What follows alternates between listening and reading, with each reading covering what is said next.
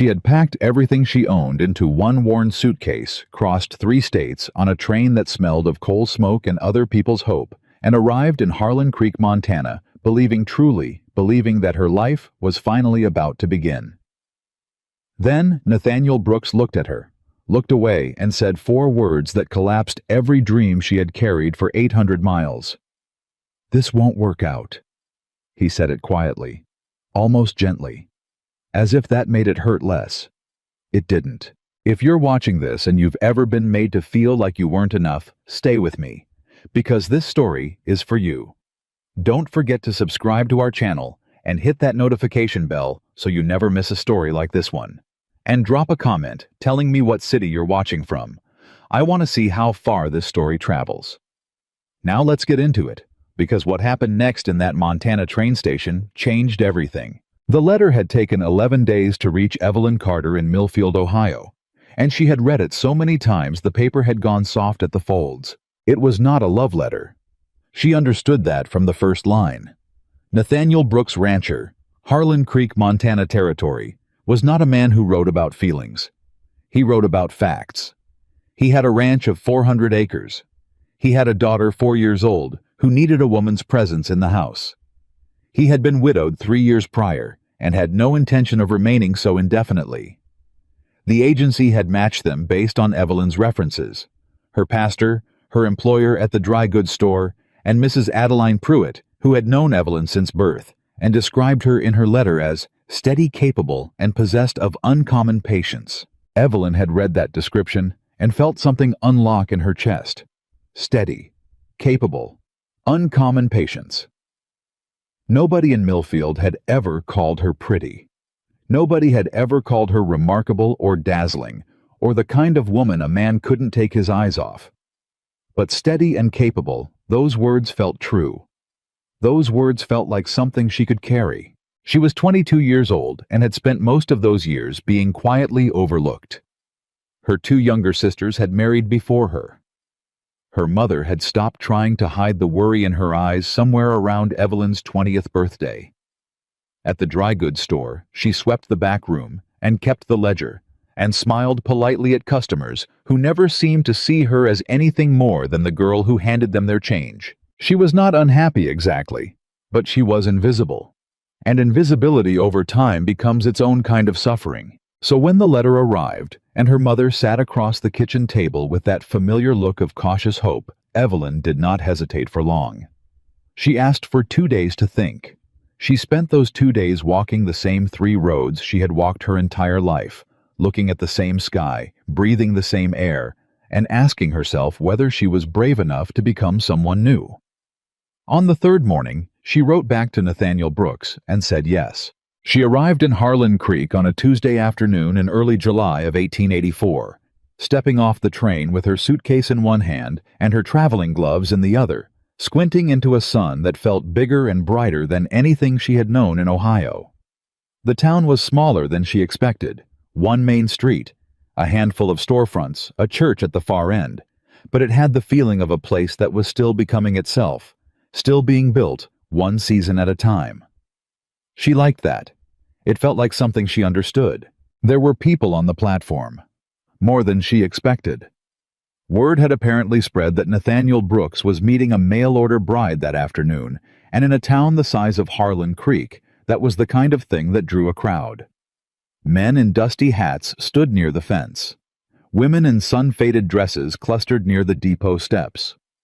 A few children chased each other around the far end of the platform, ignoring everything. Evelyn stood still for a moment, getting her bearings, feeling the weight of all those eyes she hadn't quite expected. She saw him right away. He wasn't hard to find.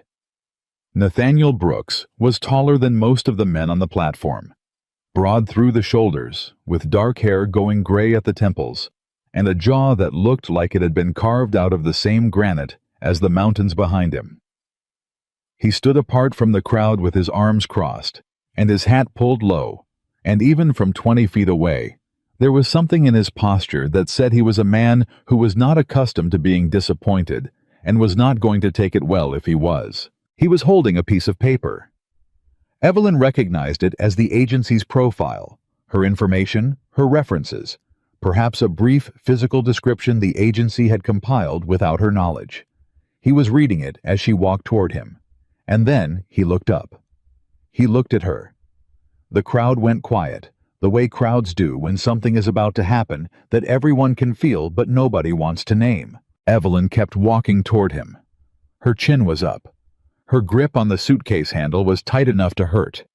She had rehearsed this moment on the train, the greeting, the handshake, the careful, polite conversation of two strangers deciding whether they could build a life together.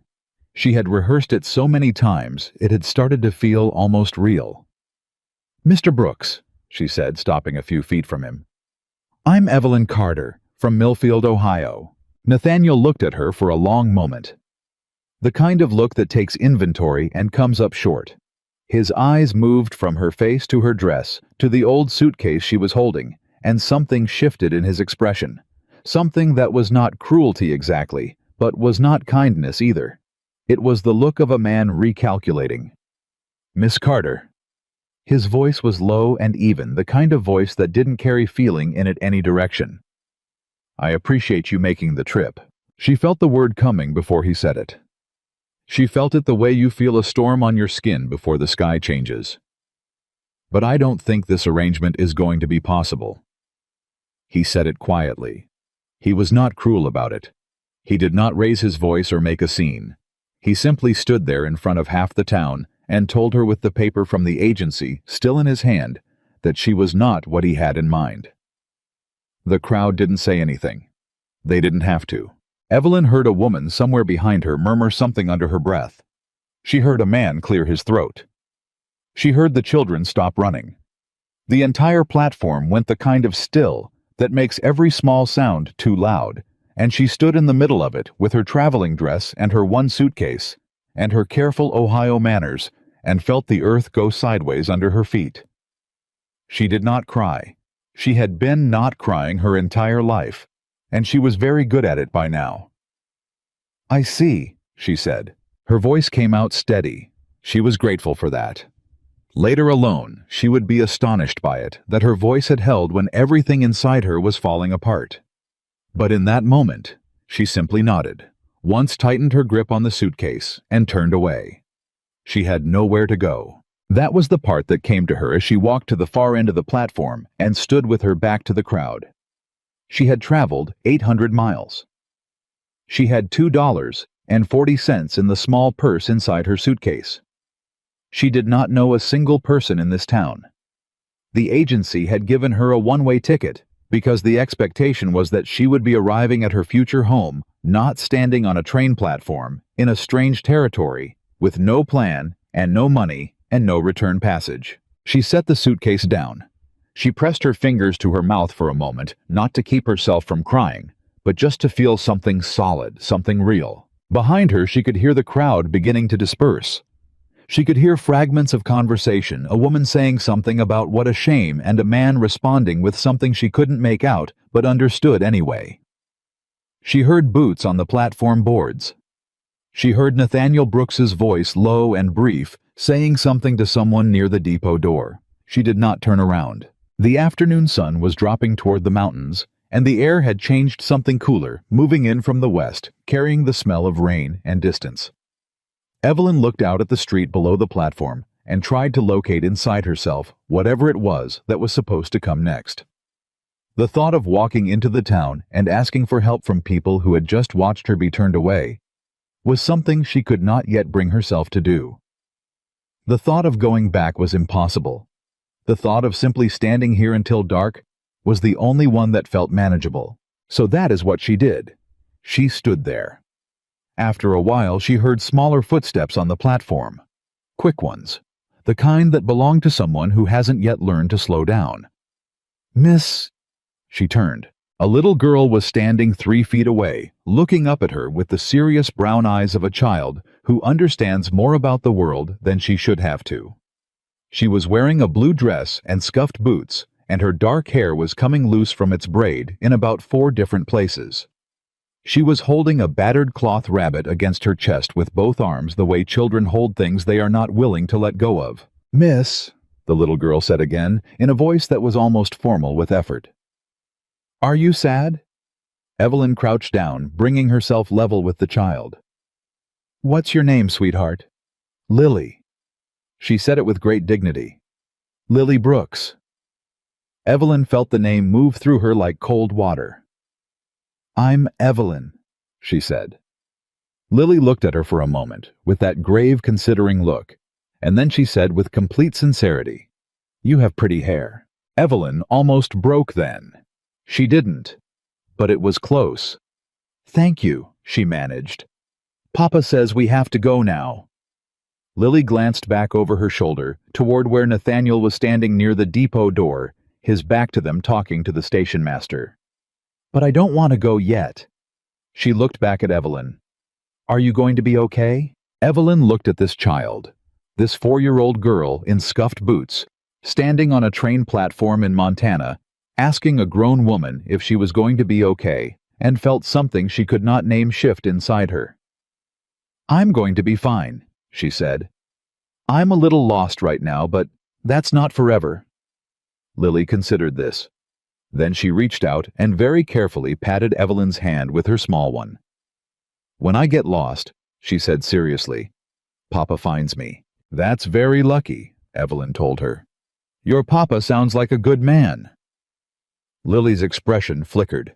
Something complicated moved through those brown eyes. "He's sad sometimes," she said, "since Mama went away." "I know." Evelyn kept her voice gentle. "Grown-ups get sad too." "Do you have a papa?" "I do. He's far away in Ohio." "Is he sad?" "Sometimes, but mostly he's happy." Lily was quiet for a moment, still studying her with that unsettling 4-year-old seriousness. Then she said very quietly, as if she were confessing something, "I asked Papa if you were the one who could stay with us." Evelyn went still. "What did he say?" Lily looked down at her rabbit. "He said no." She looked back up. "But I think he was wrong." Before Evelyn could answer, Nathaniel Brooks' voice came from across the platform, not harsh, just flat. "Lily, come on." Lily held Evelyn's gaze for one more second, that serious brown gaze that felt far older than 4 years, and then she turned and trotted back across the platform. Evelyn watched her go. She watched Nathaniel take the child's hand without looking in Evelyn's direction and walk her toward the steps. She watched them descend. She watched the crowd finish dispersing into the late afternoon, and then she was alone on the platform, and the sky was going dark at the edges, and the wind from the west was picking up, and the rain smell was getting stronger, and Evelyn Carter sat down on her suitcase and let herself feel the full weight of where she was. She was a stranger in a strange place, with $2.40. The man who was supposed to give her a future had decided she wasn't worth it before she'd said 10 words to him. The only person in this entire territory who had been kind to her was 4 years old and going home without her. She sat there until the station master came out and told her not unkindly that the platform would be closing at dark. She thanked him and asked if there was somewhere in town she might find a room for the night.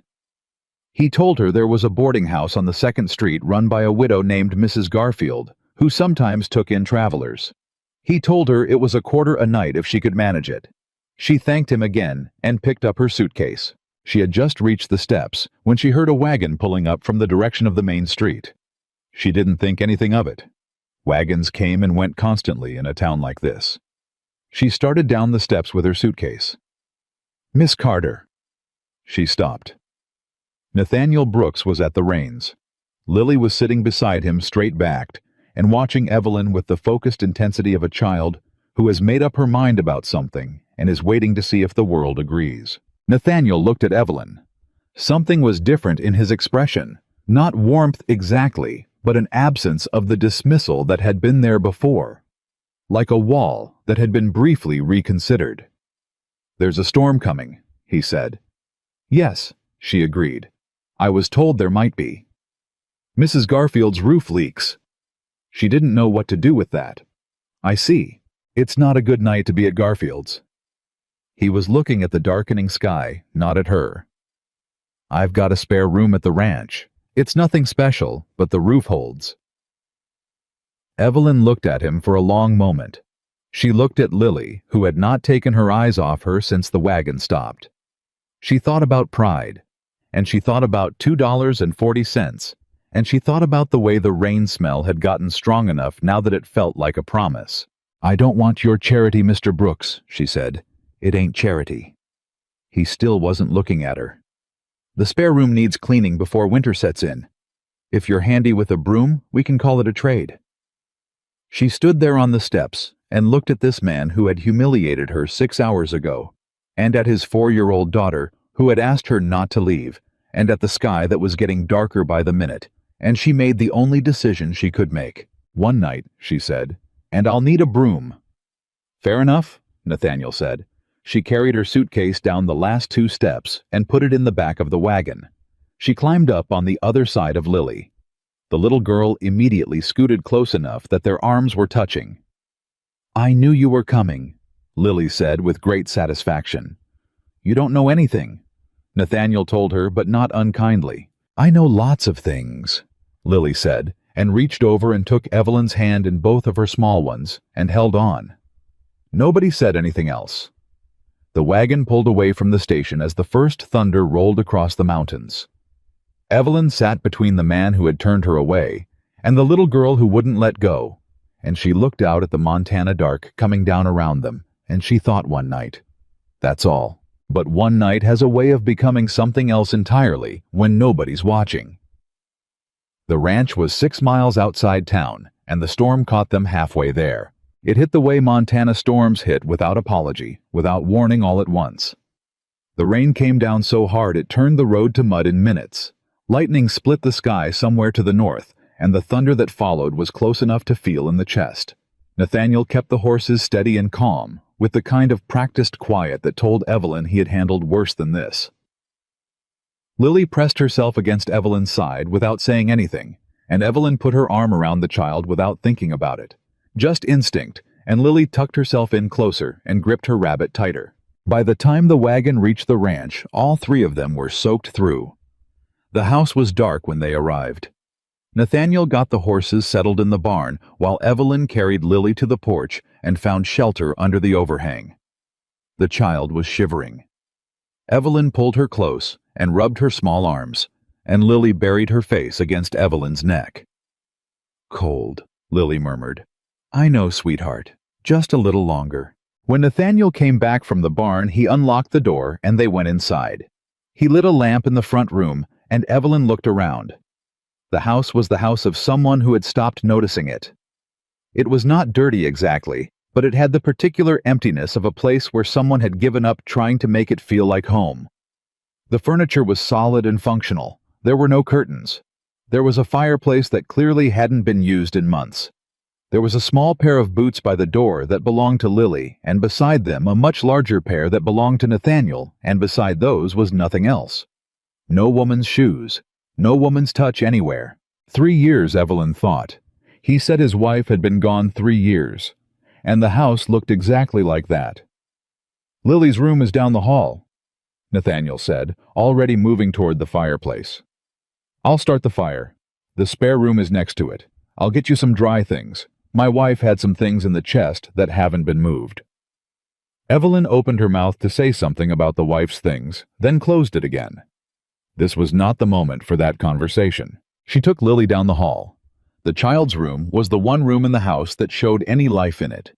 A quilt on the bed in shades of yellow and white. A few toys on a shelf. A drawing tacked to the wall that showed a stick figure. Man and a stick figure girl. And Evelyn noticed a question mark floating above the space where another figure might have stood. Evelyn found a dry nightgown for Lily in the chest at the foot of the bed. She helped the child change out of her wet dress, working quickly and gently, and Lily submitted to the whole process with the particular docility of exhaustion. When she was dry and warm and tucked in, she looked up at Evelyn with eyes already going heavy. "Will you tell me a story?" she said. Evelyn sat on the edge of the bed. "What kind of story?" "A good one," Lily considered. "With someone who gets lost and then gets found." Evelyn thought for a moment.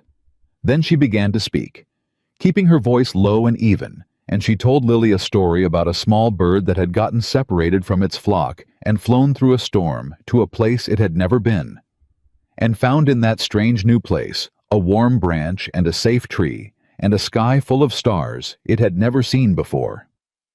She told it slowly, the way stories want to be told to children who are falling asleep, and by the time the bird found its tree, Lily's eyes were closed and her breathing had gone deep and even. Evelyn sat there for another minute in the quiet. Then she leaned down and brushed the damp hair back from Lily's forehead and stayed there with her hand resting lightly on the child's head. One night, she reminded herself, she left the door open a crack and went back down the hall. The fireplace was going now and the front room was starting to warm. Nathaniel was standing at the window with his back to her, looking at the storm. He had changed into dry clothes and his wet hat was hanging on the peg by the door. "She's asleep," Evelyn said. He didn't turn around. "She likes you." "She doesn't know me." "Lily knows things." He said it simply without sentiment. "She always has. Even before her mother died, she had a way of seeing people." Evelyn stood at the edge of the room, not quite in it. "Mr. Brooks, I appreciate you bringing me out here. I want to be clear that I'll be gone in the morning." He turned then. He looked at her in the firelight, and again she saw that thing she had noticed on the platform, the wall that was being reconsidered. "Where are you going to go? That's my concern." "You've got $2, he said, not accusatory, just factual. Maybe a bit more, but not enough for a ticket back to Ohio. She felt heat in her face. "You don't know what I have. I know what the agency charges for passage and what they advance to the bride. I know what a one-way ticket costs from Ohio, and I know what's left over after that." He looked away again. "I'm not trying to insult you. I'm trying to be honest about what the situation is." Evelyn stood very still. She was angry, not the hot, loud kind of angry, but the cold, careful kind that builds slowly when someone is right about something you didn't want them to be right about. "Why did you turn me away?" she asked. "What did you expect?" He was quiet for a long moment. Then he said, "The agency described someone different." "Different how?" Another pause. "Younger." "I'm 22. "I know that now." She stared at him. "You had my letter. You knew how old I was." "There was another letter, before yours." He rubbed the back of his neck in a gesture that might have been the only thing she'd seen him do that looked genuinely uncomfortable. "The agency sent 2 matches. I thought I assumed the information in the second letter and the name in the first were the same person." Evelyn was silent for a moment, parsing this. "You thought you were getting someone else. I thought there had been a mistake." He looked at her directly. "I should have handled it differently. I should not have said what I said the way I said it." It was not an apology exactly, but it was something. Coming from a man who seemed to use about 15 words when other men used 50, it was possibly as close to an apology as he knew how to make. "No," Evelyn said, "you should not have." He nodded once, accepting that. She looked at the fire. She thought about the morning. She thought about Mrs. Garfield's leaking roof and $2.40 and a train she couldn't afford. "I'll take the spare room for tonight," she said, "and I'll clean it before I go as agreed. After that, I won't trouble you." "The room is yours as long as you need it," he said. "That's not charity. The work I mentioned needs doing. The garden's been left. The house it's been left." He paused. "I can pay fair wages for a month's work if you need time to arrange your next step." Evelyn looked at him for a long moment, trying to find the angle in the offer. There was none that she could see. He looked like a man who was uncomfortable with what he'd done, and was trying to correct it in the only way he knew how, which was practical rather than emotional. "Fair wages," she repeated. "Yes." "Paid weekly?" He nodded. Paid weekly. She considered it. A month. A month was enough time to write home. Enough time to think. Enough time to find a way forward that didn't involve walking into this town and asking for help from people who had watched her be turned away on a train platform. "1 month," she said. "I'll keep my own schedule and my own hours, and you'll not interfere in how I manage the house." Fine. And what happened today on that platform, you and I won't speak of it again. It's done. We start from here." He looked at her with something in his expression she couldn't quite identify. Then he said, "You're direct." "Yes," she said. "I am." A beat of silence. Then for the first time something at the corner of his mouth moved.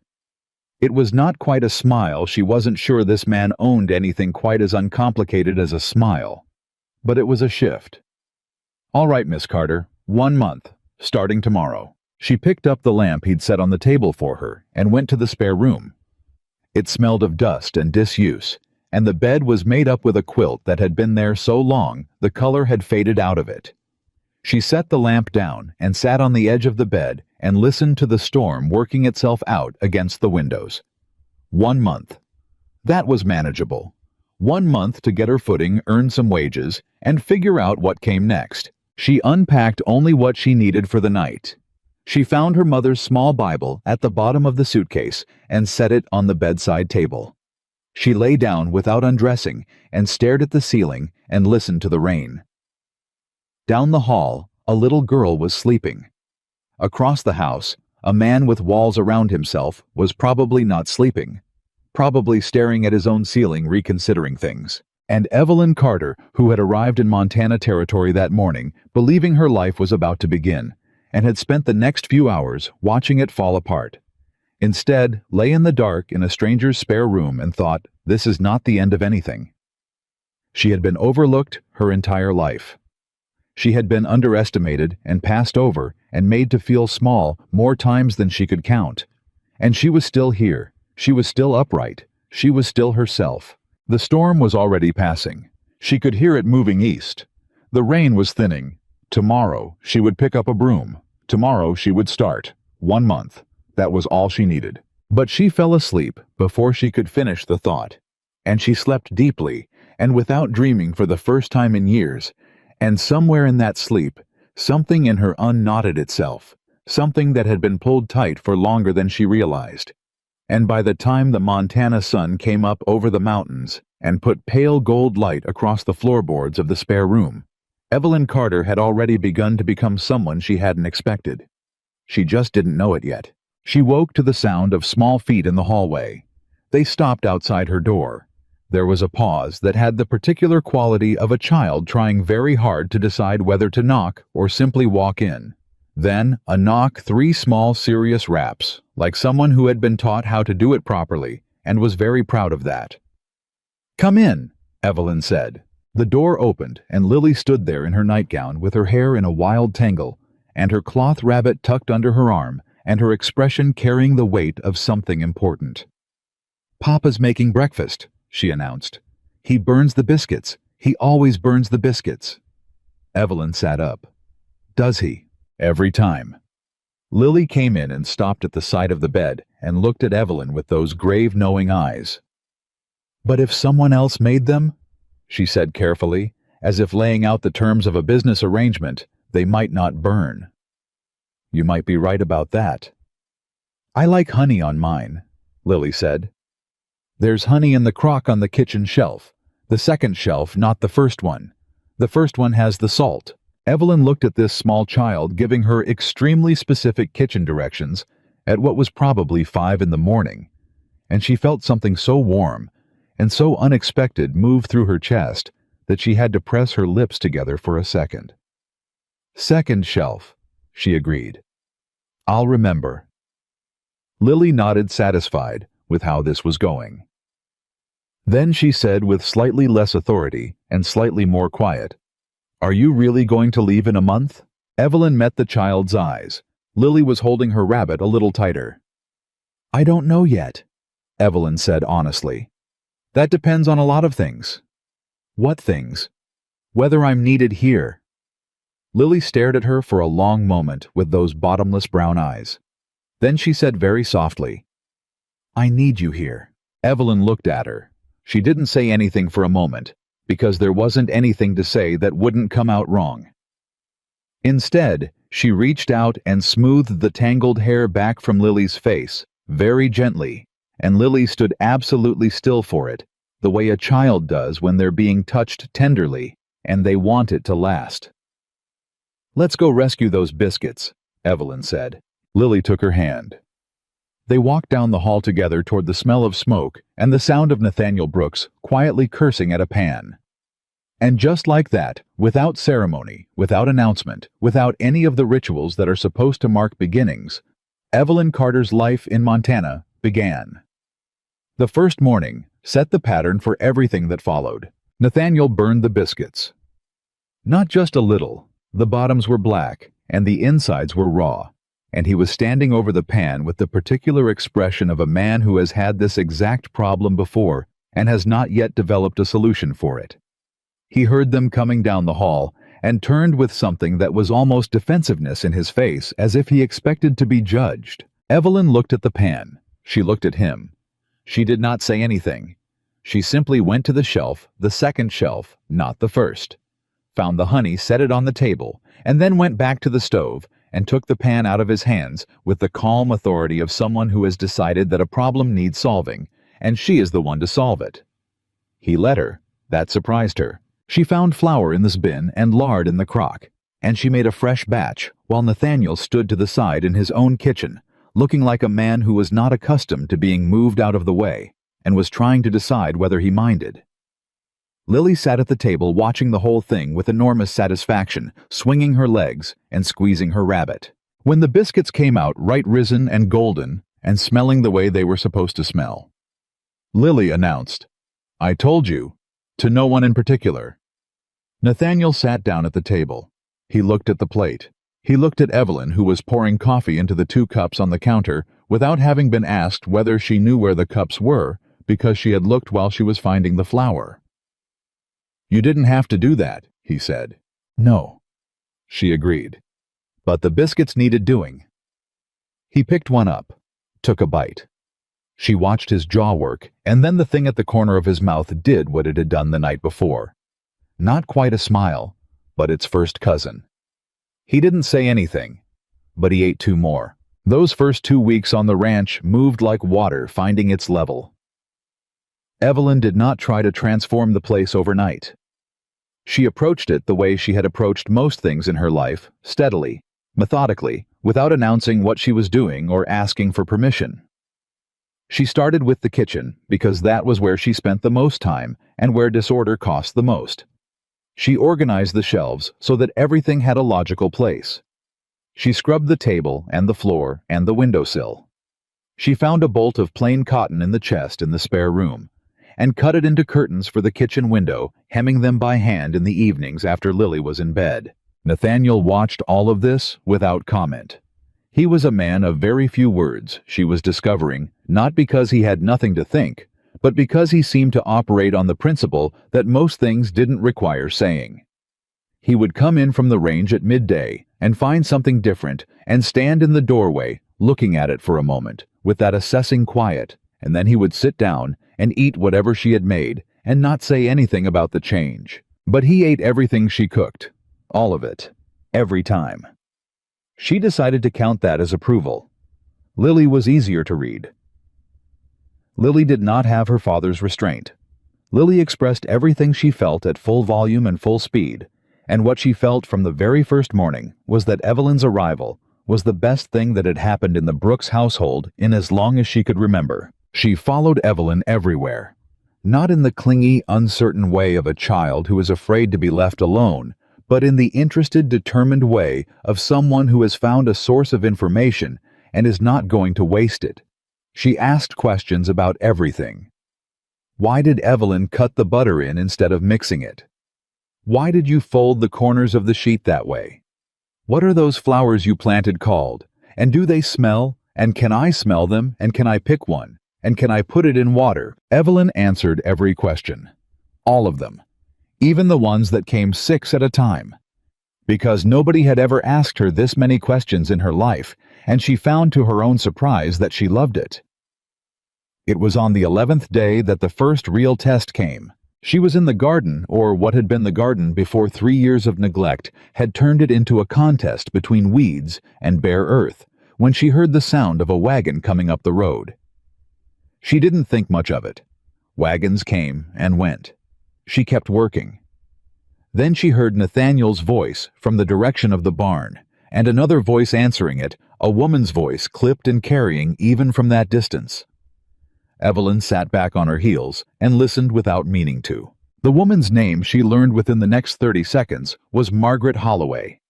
She learned this because Margaret Holloway announced herself the way some women do, as though her name was its own credential.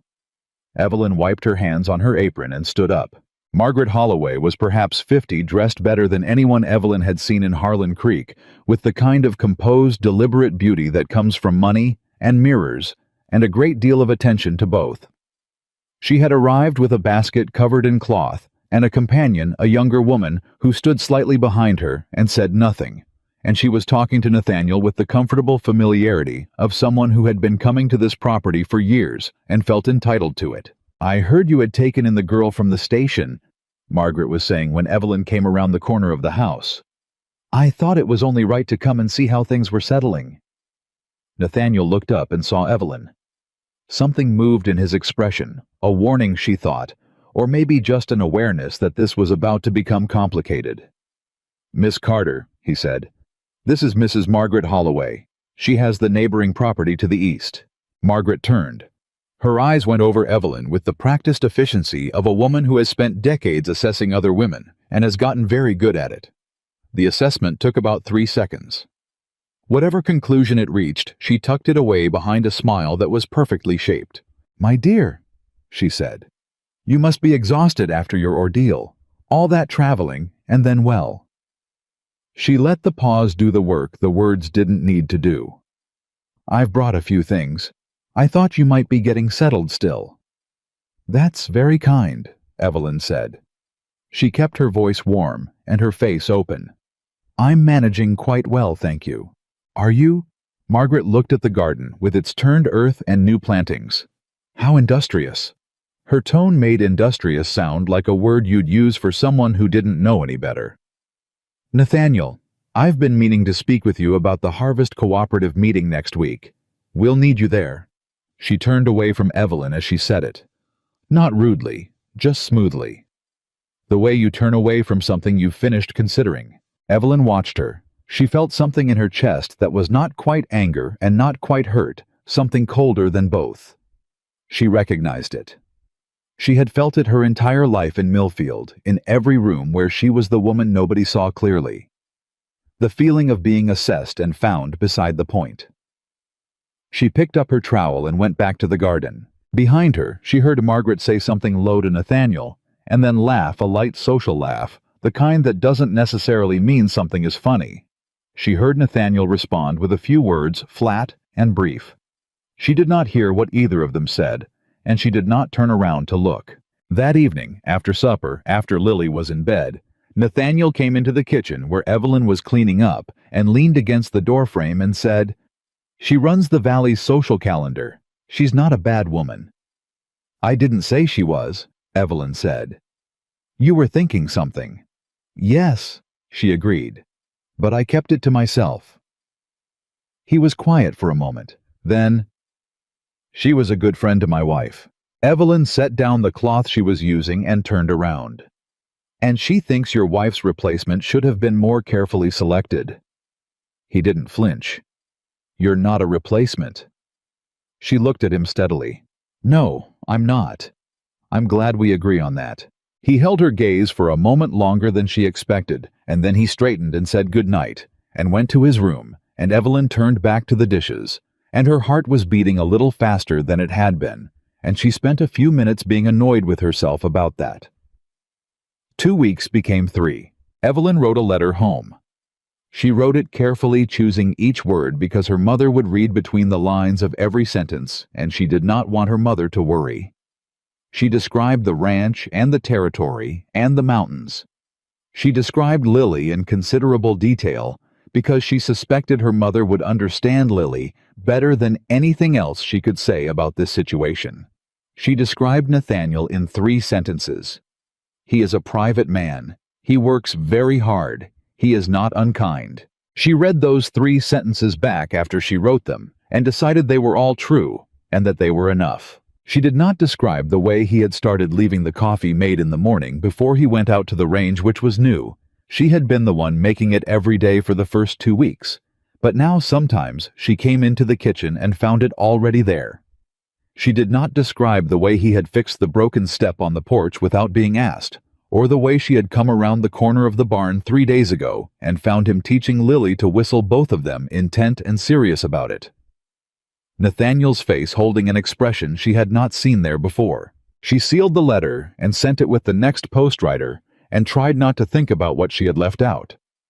The twist came on a Thursday, 3.5 weeks in, and it came from the last direction she was watching. She was hanging laundry when she heard the riders coming in. 3 of them by the sound, which was unusual. Ranch visitors came 1 or 2 at a time as a rule. She kept working. The voices that reached her were male and official sounding, and then Nathaniel's voice, and then something in the register of his voice changed, and the hairs on her arms stood up. She came around the side of the house. 2 men in town clothes, and 1 wearing a county sheriff's badge, were standing in the yard. Nathaniel was facing them, and even from 30 feet away she could read his body. The particular stillness that she had already learned meant he was very, very controlled about something that was making him want to be the opposite. "A formal complaint has been filed," the man in town clothes was saying. He had papers in his hand. "Regarding the nature of the arrangement here. Miss Carter's presence on this property, given that the original marriage agreement was nullified." "There is no arrangement," Nathaniel said, his voice very flat. "Miss Carter is employed here." "As what exactly?" "Housekeeper. She is paid wages, paid weekly. There is nothing else to discuss." The man with the papers looked at his companion. "The concern, Mr. Brooks, is about appearances. About the impression that an unmarried woman living on your property creates for—" "Who filed it?" Nathaniel said. A pause. "That's a private matter." "Is it Margaret Holloway?" Another pause, which was itself an answer. Nathaniel looked at the papers in the man's hand. His jaw was set like the granite mountains behind them. "Is there a law being broken?" "Not precisely, but—" "Then we're done here." He turned away, and the movement was so final that even the man with the papers seemed to understand there was no further conversation to be had. Evelyn stood where she was while the 3 men exchanged looks, and then the 2 in town clothes got back on their horses, and the sheriff touched his hat in her direction, an apology of sorts, or at least an acknowledgement, and they rode out. Nathaniel didn't turn around right away. He stood there looking at the road they'd come down for a long moment. Then he turned and saw her standing there with her hands still full of laundry and her face completely composed.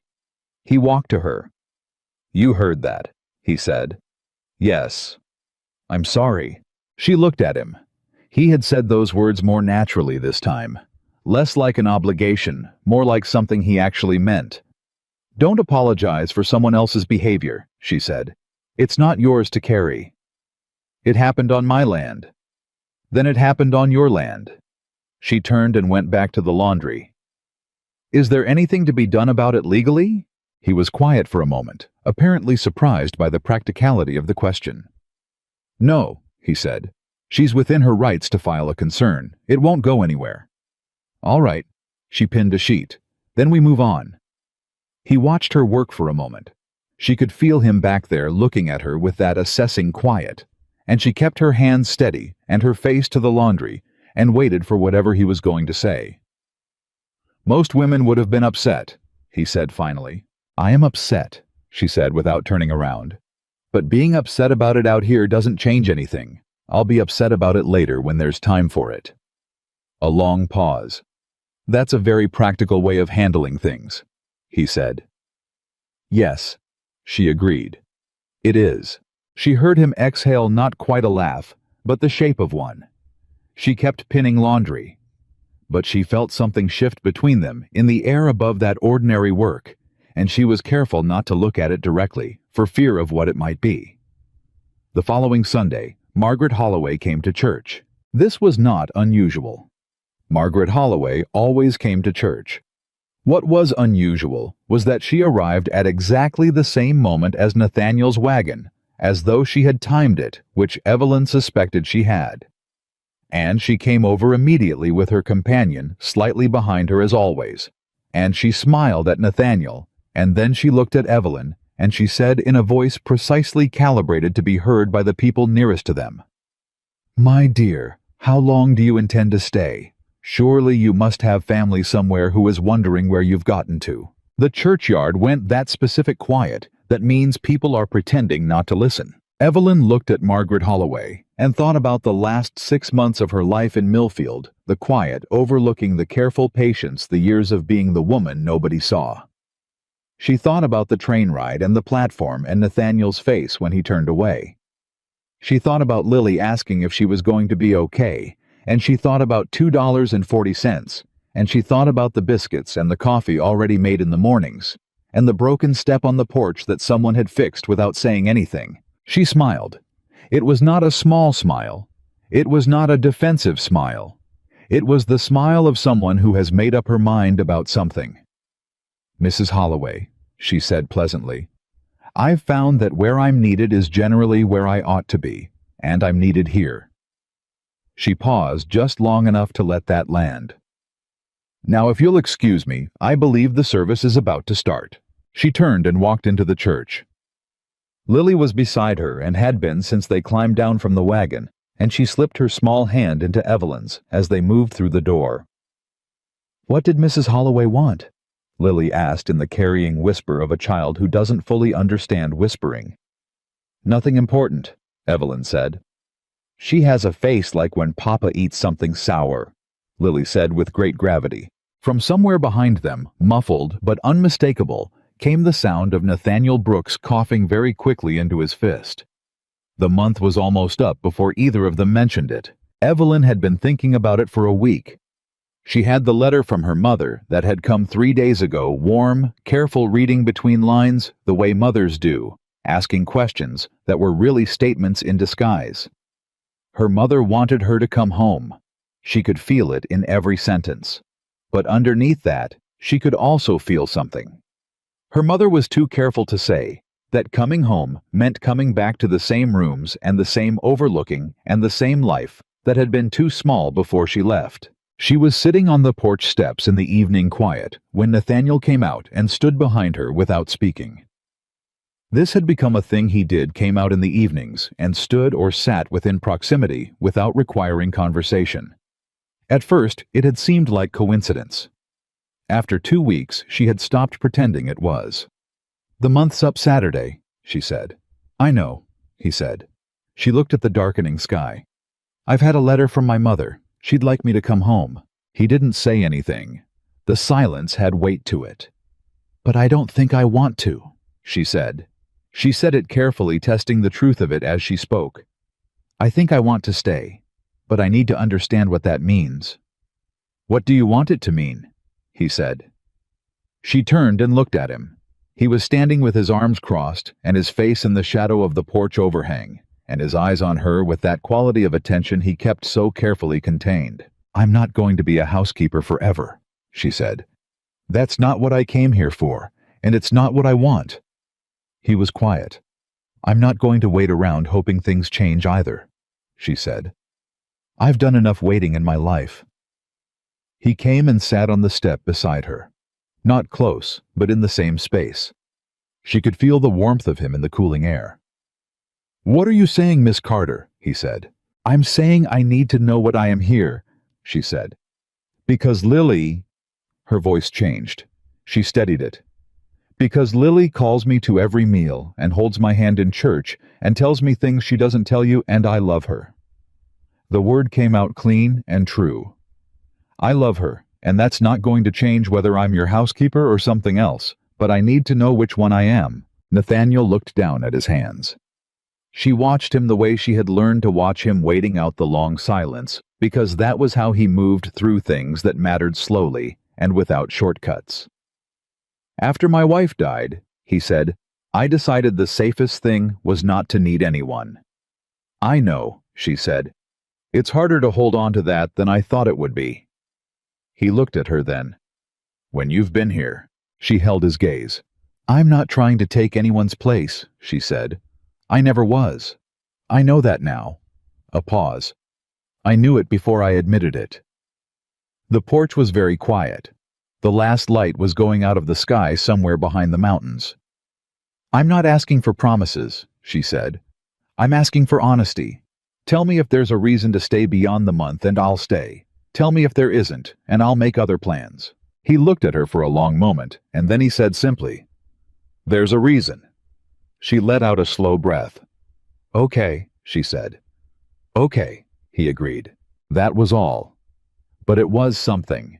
It was the most honest thing he had said to her since the platform, and it landed in her chest with a weight that felt like a door opening rather than closing, and she sat with him on the porch steps while the Montana dark came down around them, and thought, this is how things begin. Not with declarations, not with promises. With one honest word, and then another, and then the long, careful work of building something real. She did not know yet how hard that work was going to get. She did not know that before the winter was out, she was going to have to fight not for herself this time, but for Lily. Not with words, but with presence. Not against Margaret Holloway, or a man with papers, but against something far older and far colder than either of those things. She didn't know any of that yet. She just knew that she was staying. And in this corner of Montana, in this quiet that smelled of pine and coming cold, and the particular piece of a house where someone had finally started to feel like themselves, that was enough. For now, that was exactly enough. Fall came to Harlan Creek the way it always did, fast and without apology. One morning the air was still carrying the last warmth of summer, and the next morning it wasn't, and the mountains to the west had gone white overnight, while nobody was watching. Evelyn felt the change in her hands first in the stiffness of her knuckles when she reached for the coffee in the mornings, and she started keeping a shawl near the kitchen door, the way she had seen older women do back in Ohio, women who had learned to read seasons with their bodies instead of calendars. She was staying. That had been decided. Neither she nor Nathaniel had made a ceremony of it. There was no formal conversation, no new arrangement struck with handshakes. She simply did not pack her suitcase on Saturday, and he did not ask her to. And on Sunday morning, Lily came and knocked on her door at the same hour she always did, and announced that Papa had already burned the coffee this time, not just the biscuits, and life moved forward. But staying and being settled are two different things, and Evelyn knew better than to confuse them. The town had not forgotten what happened on that platform. She felt it every time she went in for supplies, in the way conversations paused when she walked into the general store, in the careful politeness of people who were being polite rather than warm, in the glances that went from her to Nathaniel when they came in together and landed somewhere loaded with opinion. She had grown up invisible, and invisibility had its discomforts. But this was something different. This was being seen very clearly and being assessed by every pair of eyes that found her. And the assessment was rarely in her favor. She had handled Margaret Holloway. She had handled the men with papers. She told herself she could handle the rest. What she hadn't figured on was Eleanor Marsh. Eleanor Marsh was the school teacher in Harlan Creek, a small, precise woman of about 40, who wore her gray hair in a coil so tight it looked like it might hurt, and who had, in Evelyn's limited experience with her, the particular quality of a person who believes that other people's business is everyone's concern when it affects the moral character of the community. She came to the ranch on a Tuesday afternoon with no warning and knocked at the front door with the authority of someone who doesn't expect to be turned away. Evelyn answered it. "Miss Carter." Eleanor looked her up and down with the practiced efficiency she probably used on students who came to school without their homework. "I've come to speak with you about Lily." Evelyn stepped back and let her in. She offered coffee. Eleanor accepted it with the air of someone doing a favor and sat at the kitchen table with her hands folded and her back very straight. "Lily's enrollment in the school has been interrupted," Eleanor said. "She was removed by her father after her mother died, which was understandable at the time. Children grieve. But she is 4 years old now, nearly 5, and she ought to be in the schoolroom with the other children her age." "I agree," Evelyn said. Eleanor blinked. This was apparently not the answer she had prepared for. "She's bright," Evelyn continued. "She already knows her letters, and she can count to 100 without missing a number. She'd do well in school." "Then you'll encourage Mr. Brooks to enroll her." "I'll speak with him about it." Eleanor studied her for a moment. Whatever she found seemed to be unexpected. "I was told," she said, choosing her words with care, "that your influence on this household was primarily domestic." "My influence on this household," Evelyn said pleasantly, "is whatever Mr. Brooks and I decide it is, which is our business and not anyone else's." Eleanor took a slow sip of coffee. Then she set the cup down and said with less starch and more honesty, "She needs other children, Miss Carter. She's been alone out here for 3 years. The other children don't know her." "Then it's past time they did," Evelyn said. "I'll talk to Nathaniel." She did that evening. She sat across from him at the supper table after Lily had gone to get her rabbit from the other room, and she told him what Eleanor had said, all of it plainly and without pressure. She told him she thought Eleanor was right about the schooling. She watched his face while she said it, the slight tightening around his eyes, the pause that meant he was working through something that wasn't simple for him. "She's fine here," he said. "She is fine here," Evelyn agreed. "But there's more she needs that here can't give her. She needs children her own age. She needs the world to be bigger than this ranch." "The world outside this ranch," he stopped, "is where her mother died," she finished quietly. "I know." He looked at his plate. "I can't protect her out there." "No," she said. "You can't. But you can't protect her from the world forever either. And you trying to is going to leave her smaller than she deserves to be." The words landed harder than she intended. She saw it in the way he went very still. "I'm not saying it harshly," she said. "I'm saying it because she's exceptional, Nathaniel. She is the most curious, most alive child I have ever been around, and she is going to need room." He was quiet for a long time. Lily came back into the room with her rabbit and climbed into her chair and looked between them with the alert instinct of a child who can feel the quality of adult silence. "Papa," Lily said. "What's wrong?" "Nothing's wrong," he said. "Your face is doing the thinking thing." He looked at his daughter for a long moment. Something moved across his face that was tender and complicated and private. "Miss Carter thinks you should go to school," he said. Lily's eyes went immediately to Evelyn. "With the other children?" "Yes," Evelyn said. Lily turned back to her father. She considered the proposition with the gravity she brought to most things. Then she said, "Would you come get me at the end of the day?" "Every day," he said. "And Miss Evelyn would be here when I got home." Nathaniel glanced at Evelyn. "Yes," he said. "She'd be here." Lily nodded as though this settled the matter. "All right then." She picked up her fork. "Can I have more potatoes?" Nathaniel made a sound that was absolutely a laugh before he caught it and turned it into something else. Evelyn looked down at her own plate. The warmth in her chest was getting harder to be practical about. Lily started school the following Monday. She cried once in the morning, holding the doorframe of the schoolhouse and telling Nathaniel in a voice of great conviction that she had changed her mind. He crouched down in front of her and said very quietly a few things Evelyn couldn't hear. Whatever he said made Lily let go of the doorframe. She walked inside. She did not look back. That afternoon when the wagon pulled up and Lily came running out of the schoolhouse door, she was talking before she reached them, telling them about a girl named Clara who had red hair and could already read full sentences and had let Lily share her slate, talking so fast she was tripping over her own words. And when Evelyn lifted her up into the wagon, Lily wrapped both arms around her neck and said right into her ear, "I want to go back tomorrow." Evelyn held her a second longer than necessary. "Good," she said, "because you're going." It was the same week Lily started school that Evelyn found the letters. She had not been snooping. She had been cleaning the study. Nathaniel had given her permission to organize it weeks ago, said he couldn't find anything in there, and didn't have time to sort it himself. She had been working through the stacks on the desk, making piles of what needed keeping and what could be discarded, when she came across a bundle of envelopes tied with a piece of twine. She almost set them aside without looking. She should have.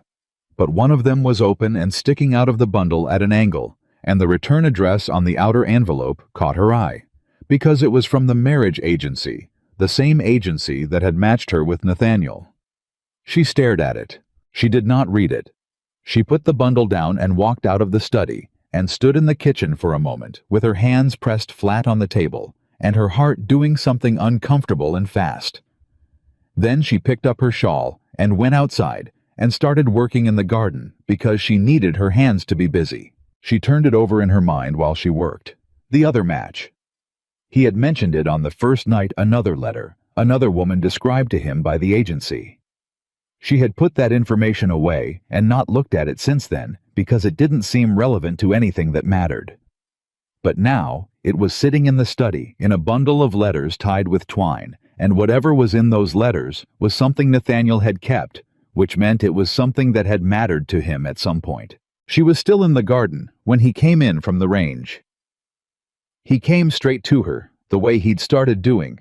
Always came to find her first, when he got back before he did anything else, which was a habit that had developed so gradually, she hadn't noticed it until it was already established. "You found something," he said. Not a question. She looked up at him. Bundle of letters in the study, from the agency. He went still. "I told you to clean in there." "I know. I wasn't reading them. I saw the return address." He looked out at the mountains. The muscles in his jaw worked once. "There was another woman," he said. "You told me that, first night. I didn't tell you all of it." He crouched down, bringing himself to her level, and she sat back on her heels and looked at him steadily. "The agency sent 2 matches at the same time. The other woman was from Virginia. She was the agency described her as closer to what I thought I was looking for." "Prettier," Evelyn said. Not bitterly, just plainly. "Yes?" He held her gaze. "And younger. And from a family with more social standing. The kind of woman people in this town would have expected. And you were corresponding with her. For a month, before you arrived." He paused. "She withdrew from the match the week before your train came in. I found out the morning of the day I met you." Evelyn looked at him. Something was settling into place, the expression on his face at the platform. The papers in his hand, the recalculation she had watched happen in his eyes. It was not just that she wasn't what he expected. It was that she was arriving on the same day he'd learned the woman he'd expected was not coming at all. "So I walked off that train," she said carefully, "and you were already angry." "I wasn't angry," he said. I had just spent a month preparing myself to meet a particular person, and the person who stepped off the train was not her, and I handled it badly." "Yes," she said. "You did." "I know that." "You handled it very badly, Nathaniel, in front of half the town." "I know." His voice was quiet and serious. "I've known it since about an hour after it happened." She looked at him for a long moment. She thought about the morning she had made biscuits in his kitchen, and he had eaten 3 without saying a word. She thought about the broken step on the porch, the coffee already made, the laugh he had swallowed at dinner 3 nights ago. "Why are you still keeping those letters?" she asked. He was quiet. "Because it's easier to hold on to what you thought you wanted," she said, "than to figure out what you actually have." He looked at her, and this time something in his face was open in a way she had not seen before. Not the careful, controlled attention she was used to, but something rawer and less managed than that. "I'll burn them," he said. "That's your business," she said. "Not mine." "I want to," he said. "I should have already." She picked up her trowel and went back to the earth. "Then do it," she said. Not coldly, just simply. And he stood there for another moment, and then he went inside, and that evening after Lily was in bed, she saw the smoke from the study fireplace. He came and found her on the porch. He didn't say anything. He just sat down on the step beside her, the way he had started doing, close but not touching, and they watched the dark together for a while. "I've been thinking about something," he said finally. She waited. "You said you wanted to know what you were here." He looked at his hands. "Housekeeper or something else?"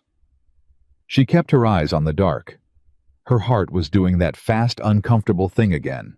"I told you there was a reason to stay," he said. That wasn't enough of an answer. It was honest, but it wasn't enough. He paused. I think what I mean is, I want you to stay because you're you. Not because the ranch needs someone.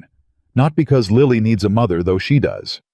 Because you are the most genuinely capable person I have ever watched work. And you are kinder than anyone has a right to be after the way this started. He stopped. Evelyn turned and looked at him. His jaw was set the way it got when he was pushing through something that didn't come easily. I don't know how to say things well, he said. I never have. My wife used to say I communicated better through fence posts than words. You're doing all right, Evelyn said quietly. He met her eyes. I'd like to court you properly, he said, if that's something you'd consider. Not as an arrangement, not because it's practical, because I'd like to. She looked at him for a long moment in the dark. Then she said, You already burned the letters. Yes? Then I think, she said, that we can start from here. Something happened in his face that was completely unguarded relief, she thought, and something warmer than relief, something he was already pulling back under control, before she could fully name it. All right, he said. All right, she agreed. They sat on the porch steps in the Montana dark, and it was ordinary, and it was enormous, and nobody said anything else for a long time, and that was exactly right. The courtship that followed was the most understated thing Evelyn had ever been part of. It looked from the outside almost exactly like what had been happening already. He still worked the range. She still managed the house. Lily still came home from school every afternoon talking at full speed about Clara and the slate and the words she was learning to read. But there were small shifts, things that someone watching closely might notice the way Evelyn noticed things. He started coming back from the range a little earlier.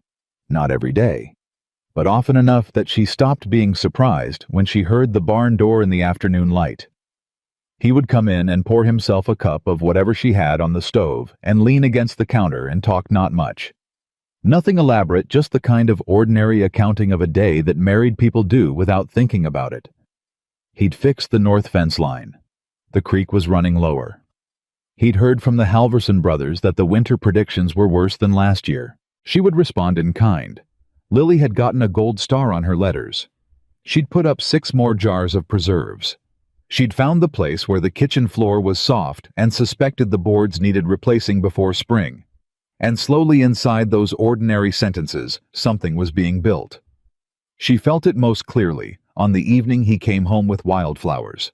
He walked in and put them on the kitchen table, without a word, without ceremony.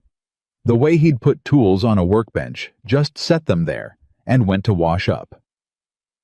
She stood looking at them. They were not elegant.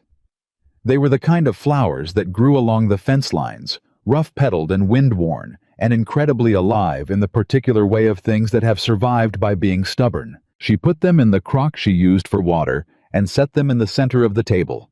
And when he came back, she was finishing supper, and she didn't say anything about the flowers either. And neither did he, and Lily sat down and looked at them and said with complete satisfaction, "Those are pretty." "Yes," Nathaniel said, "they are." His eyes found Evelyn's across the table briefly, and then they both looked away, and Lily looked between them with a 4-year-old's unerring instinct for something she didn't fully understand, but recognized as important. Then November came, and everything changed. It started with a cough.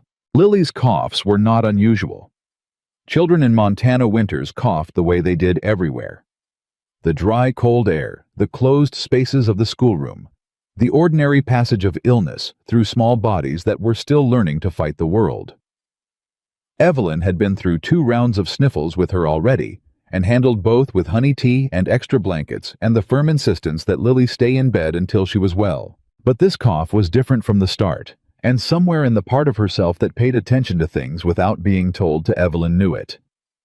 It started on a Wednesday, deep and rattling in a way that a child Lily's size shouldn't carry. By Thursday evening, her forehead was hot to Evelyn's palm.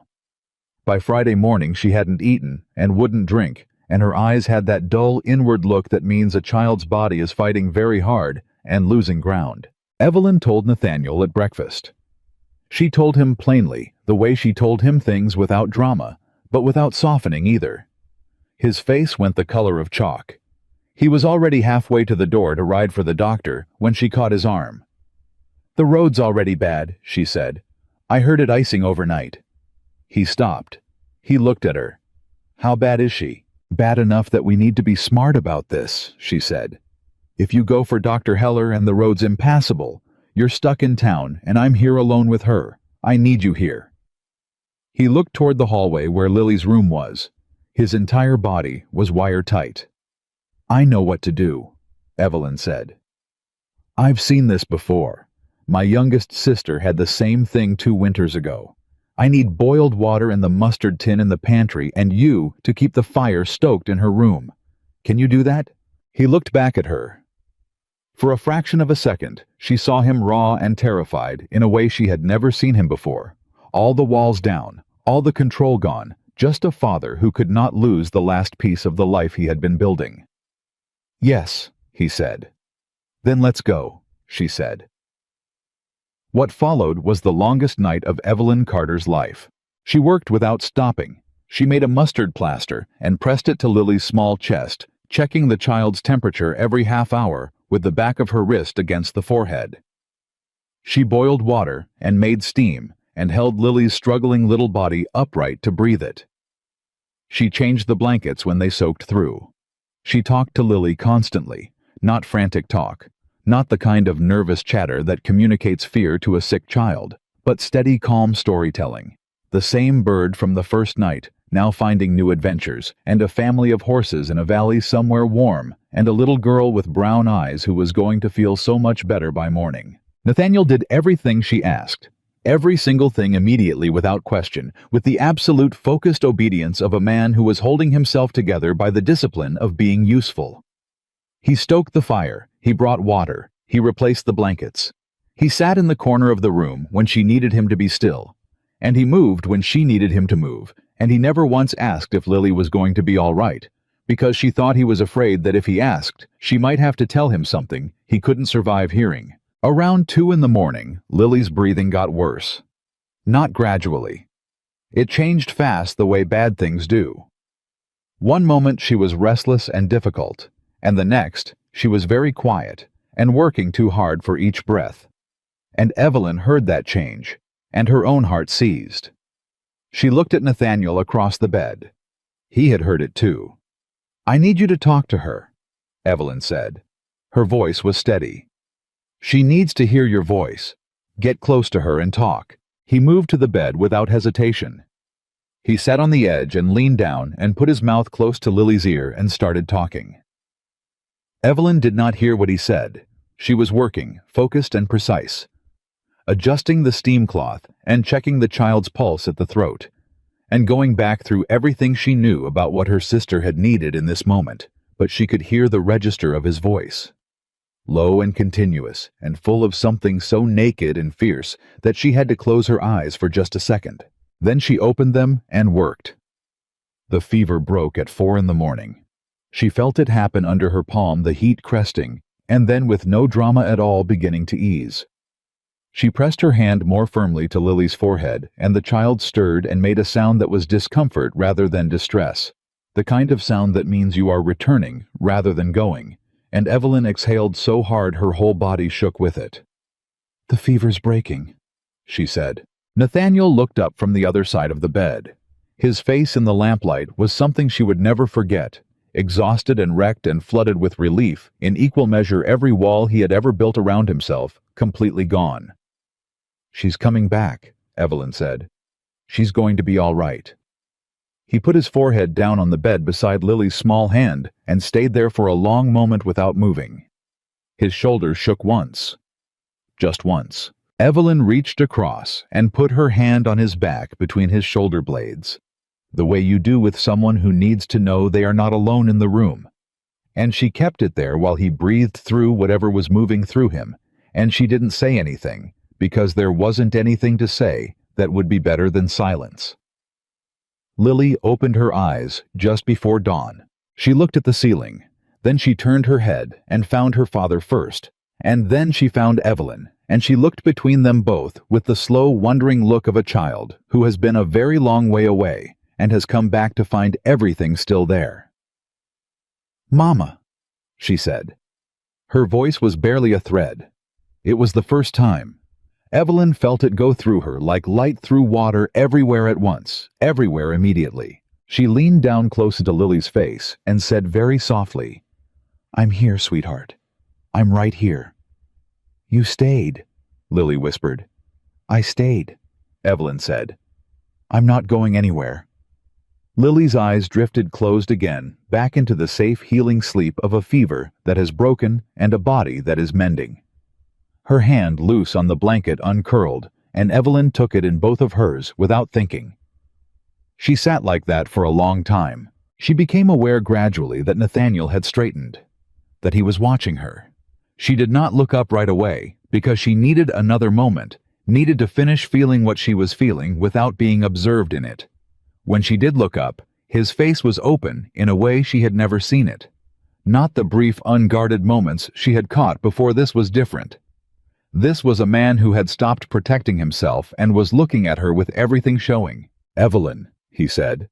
The first time he had said her name. Not Miss Carter. Her name. She looked at him across the sleeping child. "I know," she said. He nodded. Once. As if that was enough, because between the two of them, it was. Outside the window, the Montana sky was beginning to go from black to gray, to the cold, pale blue of a winter dawn, and the worst night of either of their lives was ending. And something else. Something neither of them had a name for yet, but both of them recognized was beginning in its place. Lily recovered slowly, the way children do after their bodies have fought something serious in fits and starts. Good days followed by days where she slept too long and ate too little, and Evelyn learned to read the difference between the two and adjust accordingly.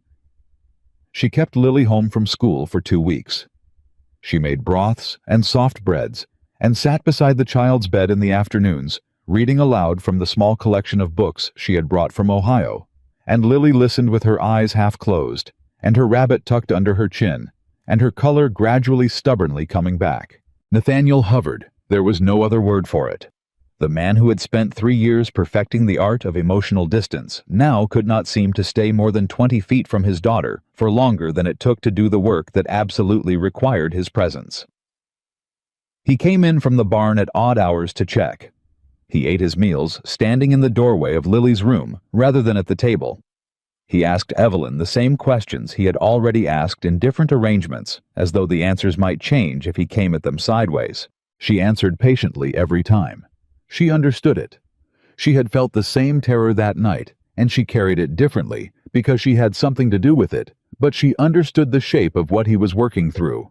On the 4th day of Lily's recovery, he came into the kitchen late at night when Evelyn was finishing the dishes, and he stood in the doorway and said without preamble, "I need to tell you something."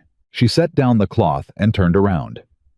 His face had the quality it got when he had been sitting with something for a long time and had finally decided to stop sitting. "My wife didn't just get sick," he said. "She got sick because I didn't take it seriously fast enough. She had a fever for 3 days before I rode for the doctor. I thought she was strong. I thought she'd come through it the way she always came through things." He stopped. She didn't. Evelyn looked at him. The kitchen was very quiet. "I have spent 3 years," he said, "believing that if I had moved faster, she would still be here. And when Lily's fever went the way it did the other night, I was back in that room, the same room, watching it happen again." "But it didn't happen again," Evelyn said. "Because of you." His voice was stripped of everything careful. "You knew what to do and you did it, and you didn't panic and you didn't wait. You moved. Nathaniel, I need you to know," he said, "that what you did that night was not something I will ever be able to repay. Not with wages, not with anything ordinary." She looked at him for a long moment. Then she said, "I didn't do it to be repaid. I know that." He crossed the kitchen in 3 steps and stopped in front of her, and looked at her from very close. Close enough that she could see the exhaustion still living in the lines around his eyes, the thing that the last 4 days had stripped away and not yet put back. "That's why I need to say it. Because you did it just because it needed doing, because she matters to you." "She does," Evelyn said, quietly, simply. No modifier needed. You called her sweetheart, he said. That night, every time you spoke to her. She hadn't known he'd been listening that closely. Yes, she said. My wife called her that. His voice was not broken when he said it. It was something else, careful, like touching something that used to hurt and finding it still tender but not impossible. I hadn't heard it since. Evelyn held his gaze. She did not fill the silence. She had learned that with him, silence was not absence. It was the shape of things being said that didn't have words yet. I know I'm not her, she said finally. No. He shook his head. You're not. You're something different. Something I wasn't looking for and didn't know I needed. A pause. Something I don't want to lose. She felt her breath catch. I'm not going anywhere, she said. I know you keep saying that. He looked at her steadily. I'm starting to believe it. Coming from this man in this language that was everything. She reached up and put her hand against the side of his face just briefly, just one moment, and he closed his eyes and leaned into it the way a person does when they have been carrying something alone for a very long time, and someone has finally offered to help with the weight. Then she dropped her hand and stepped back and turned to finish the dishes, and he stayed in the kitchen a little longer than he needed to before he went to bed, and neither of them said anything else, and that was how it was between them. The most important things held in the smallest gestures, the biggest moments passing quietly and permanently. The first real crack in Harlan Creek's resistance came from an unexpected place. It was Clara's mother.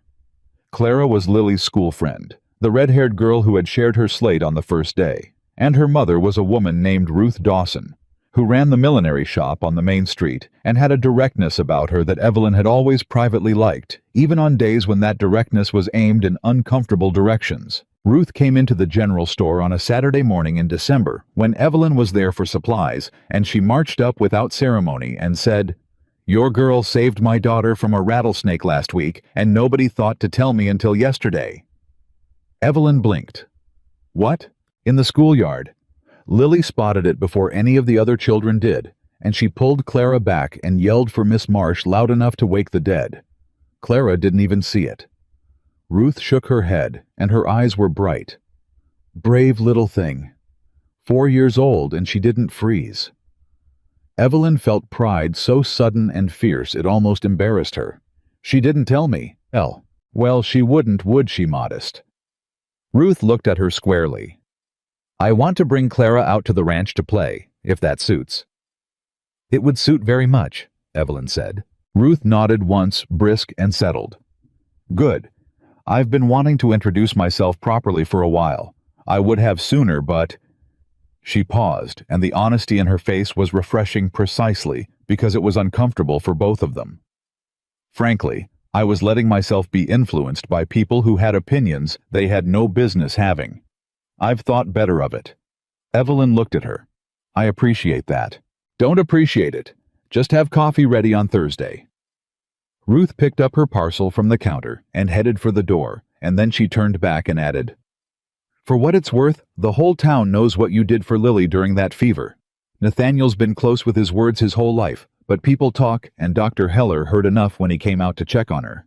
She paused. Opinions change, Miss Carter. Slowly, but they do. She left.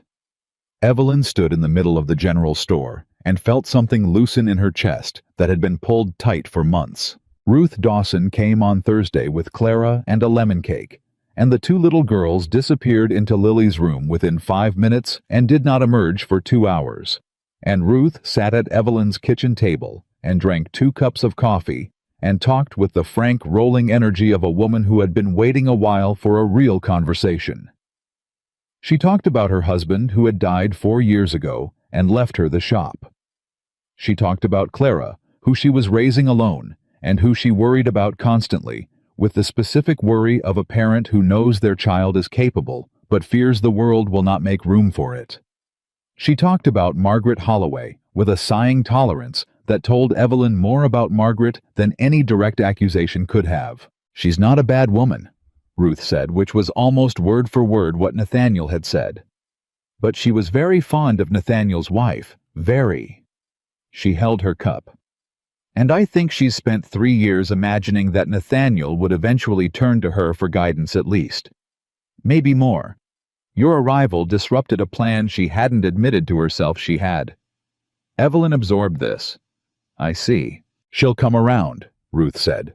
Once she sees there's nothing to be done about it. She smiled, not Margaret's polished social smile, but something real and a little wry. And I think the town is starting to see that there is in fact nothing to be done about it. Evelyn looked at her carefully. What does the town see exactly? Ruth set her cup down and looked at her with the direct Montana frankness that Evelyn had come to find bracing and necessary. They see a woman who stayed when she had every reason not to. They see Nathaniel Brooks smiling at supper in the hotel last week, which nobody has seen in 3 years. And they see Lily Brooks coming to school every morning looking like a child who is loved. She paused. In a town this size, Miss Carter, that is more persuasive than any opinion Margaret Holloway has ever expressed. Evelyn sat with that for a moment. Then she said, He smiled at supper.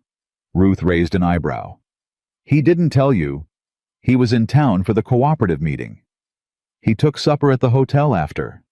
Ruth's expression was entirely composed. He apparently told Frank Hollister, who was sitting at the next table, and has the biggest mouth in the county, that his housekeeper made the best biscuits in Montana Territory, and he didn't know why he'd bothered eating anywhere else. Evelyn looked down at her own cup. She was smiling before she could stop it. I see, she said. I thought you might, Ruth said, and refilled her own coffee. The proposal came on a Thursday evening in late December, and it came entirely without warning, which was exactly how Evelyn would have predicted it, because Nathaniel Brooks did not rehearse things. He encountered them, and he dealt with them, and the dealing was always honest, even when it was imperfect. He came in from the barn and found her in the kitchen, and he stood in the doorway with his hat in his hands and said, Lily asked me this morning if you were going to be her mama for real. Evelyn turned from the stove. He was looking at her with that open-faced directness that she had seen more and more since Lily's fever, since the walls had come down, and he had apparently decided not to rebuild them entirely.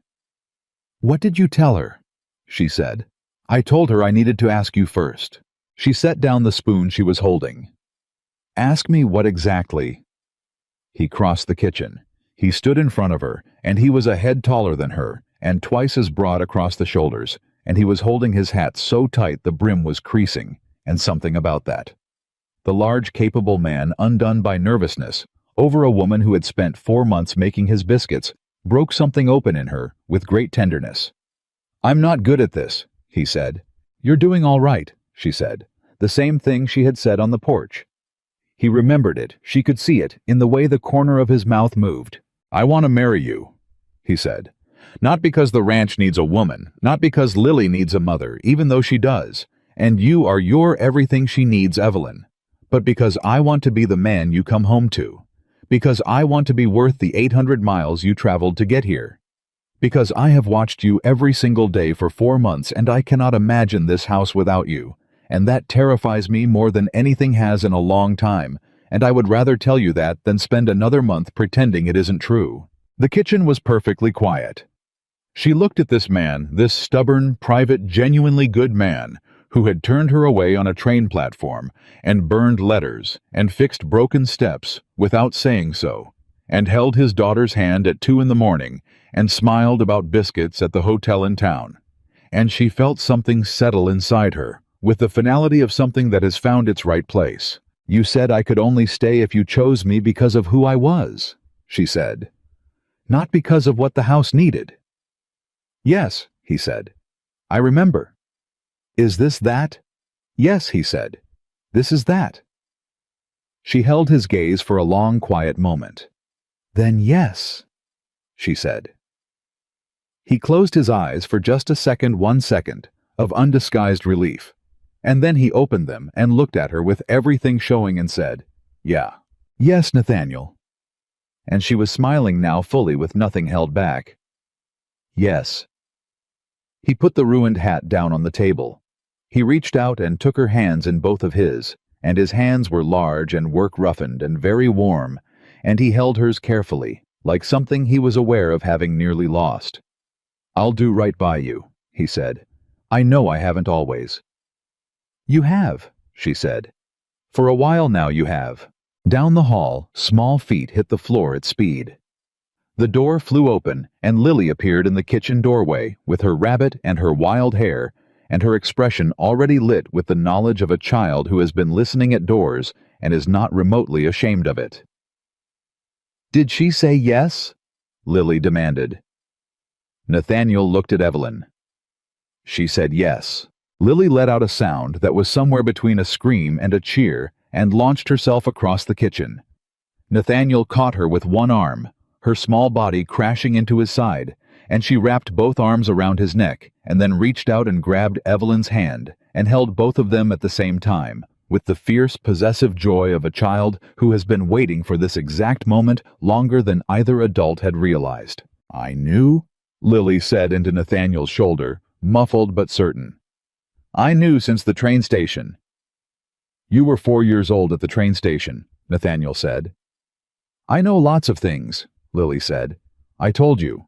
Evelyn laughed a real laugh, full and unguarded, the kind she had not let herself have in a very long time. And Nathaniel looked at her over the top of Lily's head, and his face was doing something she had never seen it do before, completely undone, completely open, undefended and clear, and she thought, there it is.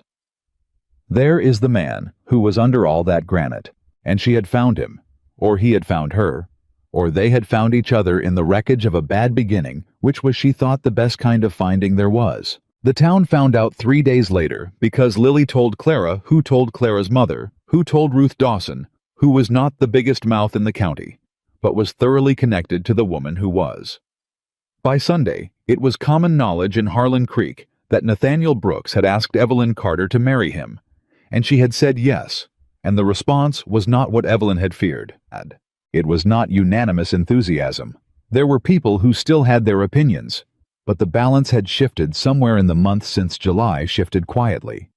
In the way that opinion shifts in small communities, not all at once but incrementally, one interaction at a time, one observation at a time, until a critical mass of people has decided that the consensus they had been maintaining no longer reflects what they actually think. Ruth Dawson was first through the door of the general store on Monday morning to offer her congratulations loud enough that everyone else in the store could hear them.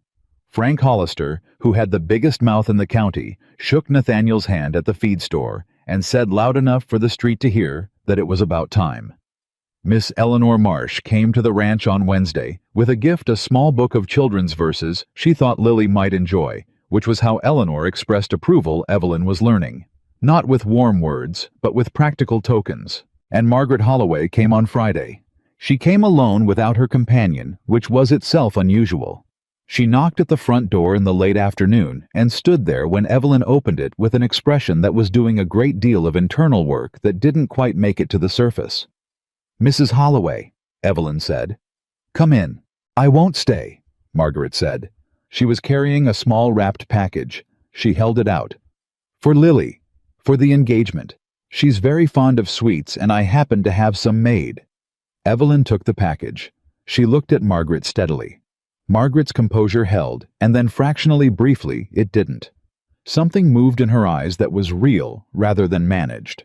"I want to say," Margaret said, "that I handled things poorly, early on. The filing." She paused.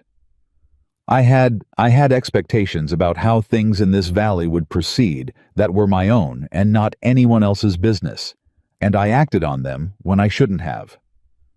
"Thank you," Evelyn said. She said it simply, without making Margaret work for it any harder than she already was. "I appreciate that." Margaret nodded. "You love Lily." "Very much. She would have loved Margaret as a grandmother," Margaret said, then caught herself. "My mother's name.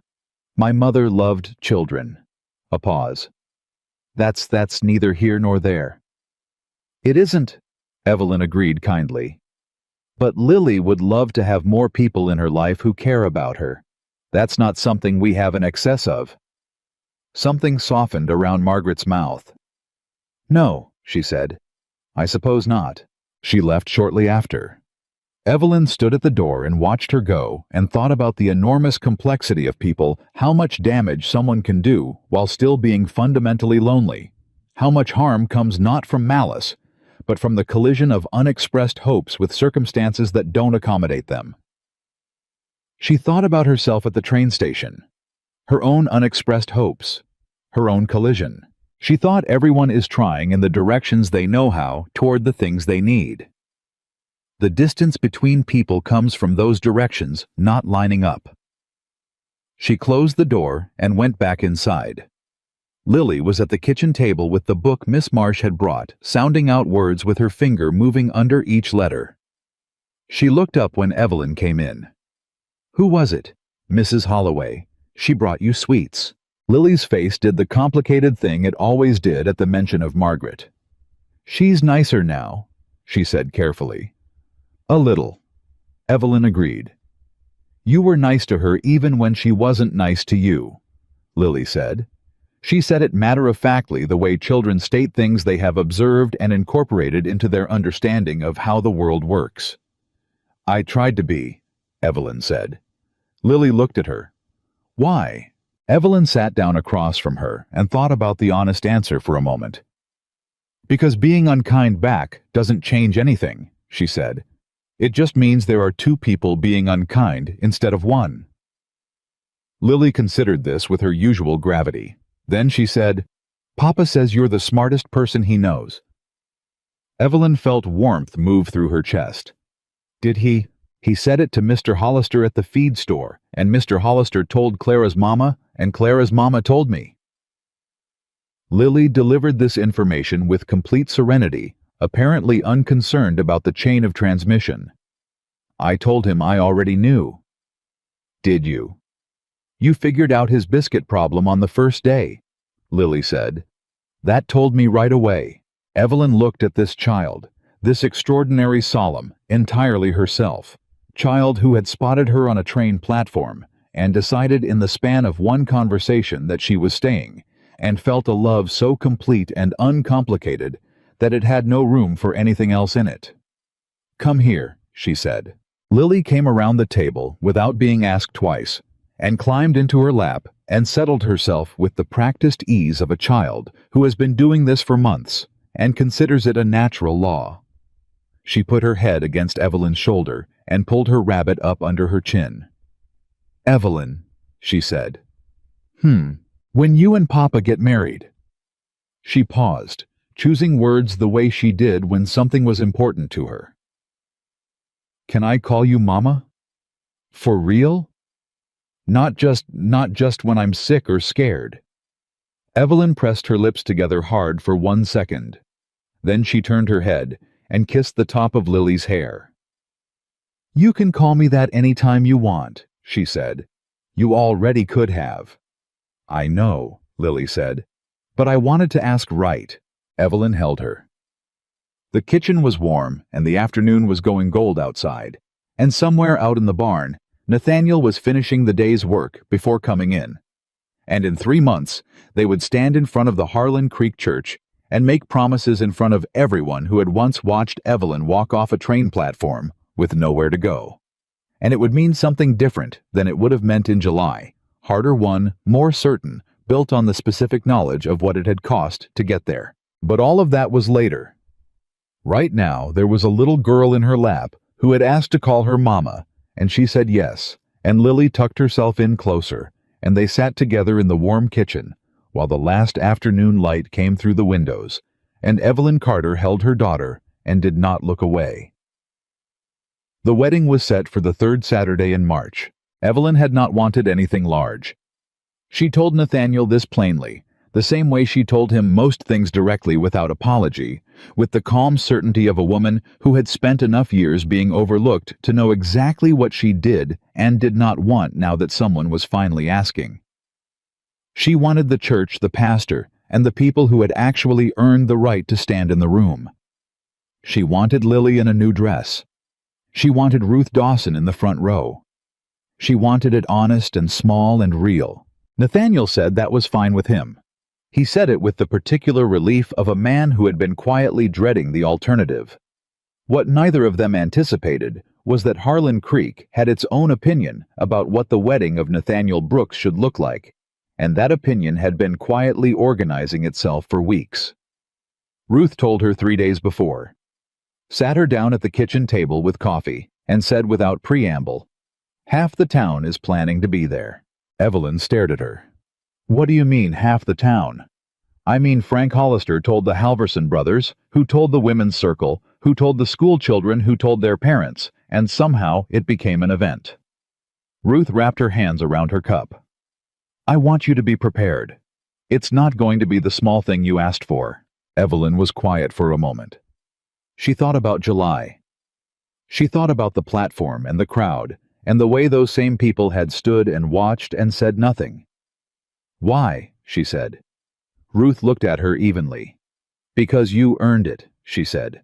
"Whether you were trying to or not. People in this town have been watching you for 8 months, and they have decided something, and apparently they want to be present when it becomes official." Evelyn picked up her coffee. She looked at the table. She thought about her mother, who she had written to, and who had written back with a letter so full of barely contained emotion that Evelyn had read it 4 times. Her mother could not come the distance, and the cost were impossible, but she had sent a lace handkerchief that had been her own mother's, and instructions to tuck it into the bouquet, and a full page of advice that was mostly love-wearing practical clothes. "All right," Evelyn said finally. Ruth blinked. "You're not upset." "I was upset in July," Evelyn said. "When they watched him turn me away, and nobody said a word." She paused. "If they want to come now, I'll let them. People change. I'm not going to punish them for it." Ruth was quiet for a moment. Then she shook her head slowly. "You are something else, Evelyn Carter." "Brooks," Evelyn said, "in 3 days." Ruth smiled wide, genuine, the kind that reached all the way up. "In 3 days," she agreed. The morning of the wedding arrived cold and clear, the kind of March morning that Montana makes when it is briefly deciding to be beautiful before remembering it doesn't owe anyone anything. Evelyn dressed in the room that had been the spare room, which she still thought of as the spare room, even after 8 months, because the shift from spare room to her room had happened so gradually she had never quite caught the moment of it. Lily was her greatest assistance, and her greatest impediment in equal measure. She had appointed herself chief of preparation, and took the role with the seriousness of a small general. She stood in the doorway in her new yellow dress, which Ruth had made, because Ruth turned out to have an extraordinary hand with fabric, which was perhaps not surprising for a woman who ran the millinery shop, and she provided a running commentary on everything Evelyn did. "Your hair is crooked." "Thank you, Lily." "The left side, not the right side. The left side is lower." "I see that." "Do you want me to fix it?" "I think I can manage. Papa can't do his tie. He's been trying for 10 minutes. He'll figure it out." He said a word I'm not supposed to say. Evelyn looked at her in the mirror. "About the tie. About the tie." "Go tell him I said to leave it and I'll do it when I come out." Lily disappeared. A minute later, the sound of a man's voice saying something short and resigned came from across the house, and then quiet. Evelyn turned back to the mirror and took a slow breath. She looked like herself. That was what struck her, not more beautiful than herself, not transformed, but more fully herself than she had ever looked in Ohio. Something in her face had settled. The careful wariness that had lived around her eyes for most of her adult life was not entirely gone, but it had moved aside for something else. Something that looked like a woman who knew where she stood and had decided she was glad to be there. She pinned the last piece of her hair and picked up her mother's handkerchief from the bedside table and held it for a moment. She thought about her mother in the kitchen in Ohio, reading between the lines of every letter. She thought about the 2 younger sisters who had married first, and the years of being the one left over. She thought about the marriage agency letter arriving on a Tuesday, and the way she had read it so many times, the paper went soft. She had come 800 miles for a man who didn't want her, and she had ended up exactly where she was supposed to be. She tucked the handkerchief into her bouquet wildflowers from the ranch, the same rough-petaled, wind-worn kind that Nathaniel had put on the kitchen table without ceremony months ago, and she went out into the hall. He was standing at the end of it. He had managed the tie. She didn't know how it was not perfectly done, slightly off-center, but it was done, and he was wearing his good coat, and he had gotten his hair to cooperate, and he was looking at her with the expression she had first seen the night Lily's fever broke. Open. Fully open. Nothing held back. Evelyn walked toward him, and when she reached him, she reached up and straightened the tie without a word, and he stood perfectly still for it, looking down at her. And when she dropped her hands, he said very quietly, "You look beautiful." She had been called steady and capable her entire life. Nobody had said beautiful. She felt the word like something physical. "You're biased," she said. "Yes," he agreed. "Entirely." Lily appeared from behind him and grabbed both their hands. "Can we go now?" she said, with the urgency of a child who has been patient for approximately as long as she is able. "Clara is already there, and she's been there for a whole hour, and she said she's going to save me the front seat, but I don't know if she actually will." Nathaniel looked at Evelyn. Evelyn looked at him. Something passed between them, private, warm, full of the particular humor of two people who have found each other in the specific chaos of a life that includes a 5-year-old with strong opinions. "Let's go," Evelyn said. The church was full. Not half the town, the whole town, or close enough that the distinction didn't matter. Evelyn walked in on Nathaniel's arm with Lily holding her other hand, and she looked at the rows of faces, familiar and less familiar, friendly and carefully neutral, and a few still working something out behind their eyes, and she took a breath and walked steadily up the aisle. She saw Ruth in the front row as promised, with Clara beside her, in a dress that matched Lily's yellow in a way that was clearly not accidental. She saw Eleanor Marsh 3 rows back with the focused expression she brought to all significant proceedings. She saw Frank Hollister, who was already emotional in a way that suggested he took weddings very seriously. She saw near the back Margaret Holloway sitting with her hands folded in her lap, and her chin up, and her face composed, and their eyes met briefly, and Margaret gave the smallest of nods, acknowledging something, some private concession that had been worked through over the months since the afternoon she had come to the door with sweets for Lily. Evelyn nodded back.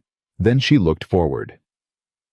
The pastor was a man named Horace Kemp, who had been in Harlan Creek for 20 years, and had the practiced steadiness of a man who had stood at this altar for all manner of occasions, the happy ones and the hard ones, and had learned to hold space for all of them. He looked at Evelyn and Nathaniel with the particular warmth of someone who knew both their histories and was glad to be standing in this specific moment of them. He said the words, "The old ones. The ones that have been said so many times they have worn smooth as river stones, and in that smoothness they still carry everything." When he got to the part about the vows, he looked at Nathaniel. Nathaniel turned to face her fully. He had her hands in both of his, and he was looking at her with that open face, and he said in the voice that had once been flat and unrevealing, and now to her ear, at least the ear that had learned to read him, carried everything. "I told you I wasn't good at words. I still ain't. But I'll tell you what I know." He paused. "I know that I turned you away on this town's platform 8 months ago, and that was the worst decision I almost made. I know that you walked into a house that had stopped being a home, and you made it one again without asking permission or making a fuss about it. I know that you love my daughter like she is yours, and she is yours, Evelyn. She has been since the first night. And I know that I want to spend the rest of my life being the man you decided I was worth staying for." The church was so quiet, she could hear someone in the back trying not to cry and not quite succeeding. She squeezed his hands. "My turn," she said. He nodded. She looked at him, this stubborn, private, genuinely good man, and she said, "I came here with nothing but a suitcase and a letter, and the belief that somewhere there was a place where I would not be overlooked. You looked right past me the first day, and I thought I had been wrong." She felt the church listening. She didn't care. But then a little girl grabbed my hand and wouldn't let go, and her father turned up with a wagon in a storm and offered me a broom in exchange for a roof. And I thought, Well, that's something. That's honest. I can work with honest. A soft sound went through the pews. Ruth Dawson was smiling so hard it looked like it might hurt. I don't need to be told I'm beautiful every day, Evelyn continued. I don't need ceremony or promise or a life without difficulty. I need what we already have, honesty and work, and the kind of love that shows up in fixed porch steps and coffee already made and wildflowers on the kitchen table. She took a breath. I promise to choose you every day, not because it's the arrangement, because it's the truth. Nathaniel's jaw was working. He was holding her hands very tight. Yes, Pastor Kemp said in a voice that held a smile. I think we can proceed.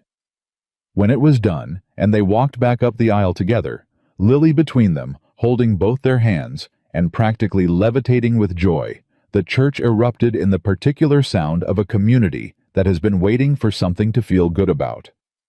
It was not polished. It was loud and genuine and slightly chaotic, which was exactly what Evelyn would have wanted if she had thought to want it. Frank Hollister was in fact crying, openly and without shame. Best thing I've seen in years, he announced to no one in particular, which for Frank Hollister was a form of restraint. The celebration moved to the largest open space in town, which was the livery's side yard, because the church hall was not big enough, and because someone Ruth Evelyn suspected had organized the community potluck with the efficiency of a military operation. Tables appeared, food appeared, music appeared in the form of 2 fiddles and an accordion played by men who knew what they were doing and were clearly glad to be doing it. It was the most alive Evelyn had ever seen Harlan Creek. She stood in the middle of it and watched Lily drag Clara through the crowd on some mission of enormous 5-year-old importance, and she watched Nathaniel get cornered by the Halverson brothers and the expression on his face as he endured their good-natured assault with stoic tolerance. And she thought about July. She thought about the platform and the $2.40 and the woman from Virginia who had withdrawn and the letter in Nathaniel's hand. She thought if any of it had gone differently, I would not be here. If the woman from Virginia had not withdrawn. If Nathaniel had handled the platform with more grace and she had turned around and left. If the storm that night had not come, if she had not been stranded, if Lily had not walked across the platform with her rabbit and her grave brown eyes and asked a grown woman if she was going to be okay. All those near misses, all those pivot points where the story could have gone another way. She was still standing there caught in the strange gratitude of it when Ruth appeared at her elbow with 2 cups of something warm. You look like a woman thinking too hard on her wedding day, Ruth said. I'm thinking about contingencies, Evelyn said. She accepted the cup. Everything that could have been different. Don't, Ruth said simply. It wasn't different. This is what happened. Drink your cider. Evelyn drank her cider.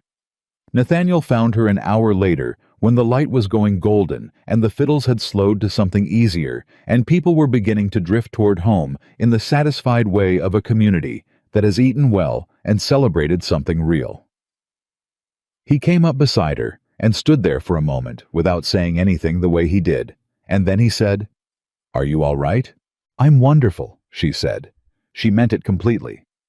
"Good." He put his hand at the small of her back, a gesture so natural and unthought that she understood from it everything she needed to know about how far they had come. Lily's asleep on Ruth's lap. She made it further than I expected. She told Clara at some point today that she had known since the train station this was going to happen. He said it with the particular tone of a man who is amused and doesn't want to be. She apparently considers herself responsible. She is somewhat responsible, Evelyn said. Don't tell her that. Her head won't fit through the door. Evelyn laughed. He pulled her slightly closer, and they stood together in the last of the afternoon light while the celebration wound down around them, and it was so ordinary and so enormous that she couldn't hold both of those things at once, and so she just held the warmth of his hand at her back and let the rest of it be. The years that followed were not perfect. She had not expected them to be. There were hard winters and lean years, and the particular difficulties of a territory still becoming a state, still settling its own arguments about land and law and who had the right to what. There were disagreements between her and Nathaniel that were real and sometimes loud, because they were both people with strong opinions and a tendency to dig in, and the disagreements did not always resolve quickly or cleanly. There were nights when she missed Ohio more than she expected to miss her mother's voice and the particular green of the Ohio hills in June, and she wrote letters that tried to carry that missing somewhere productive rather than letting it become something corrosive. Nathaniel was not a man who transformed completely. He remained private, remained sparing with words, remained the kind of husband who showed love through consistent action rather than consistent declaration, which was sometimes exactly what she needed, and sometimes harder to receive. They learned each other. Slowly, with friction and patience and the occasional spectacular argument that left them both exhausted and oddly closer. What remained constant was this: he showed up. Every day, in every way that mattered, he showed up. And so did she. Lily grew. She grew the way children who are loved grow, fast and confident and thoroughly herself, in ways that regularly surprised everyone around her, including the people who thought they knew her best. She went back to school and thrived. She and Clara became the kind of friends who finish each other's sentences and invent their own language, and get into exactly the kind of trouble that ends with both sets of parents being very proud and pretending not to be. She read everything she could get her hands on. Evelyn ordered books from the catalog and from a contact in Billings, and eventually from as far as Chicago, and Lily read every one of them, and then wanted to talk about them at the dinner table, with the intensity of someone who takes ideas personally. Nathaniel engaged with these conversations with a seriousness that Evelyn found genuinely moving. He was not a reader himself, had never pretended to be, but he listened to his daughter with the full weight of his attention and asked questions that pushed her further, and Lily would talk for an hour and come up looking like someone who has been fed something essential. It was Lily, when she was 7, who gave Evelyn the idea for the school library. She said it simply the way she said most important things. The school doesn't have enough books. Miss Marsh has to use the same ones every year, and some of them are wrong already. Clara said there's a school in Billings that has a whole room just for books.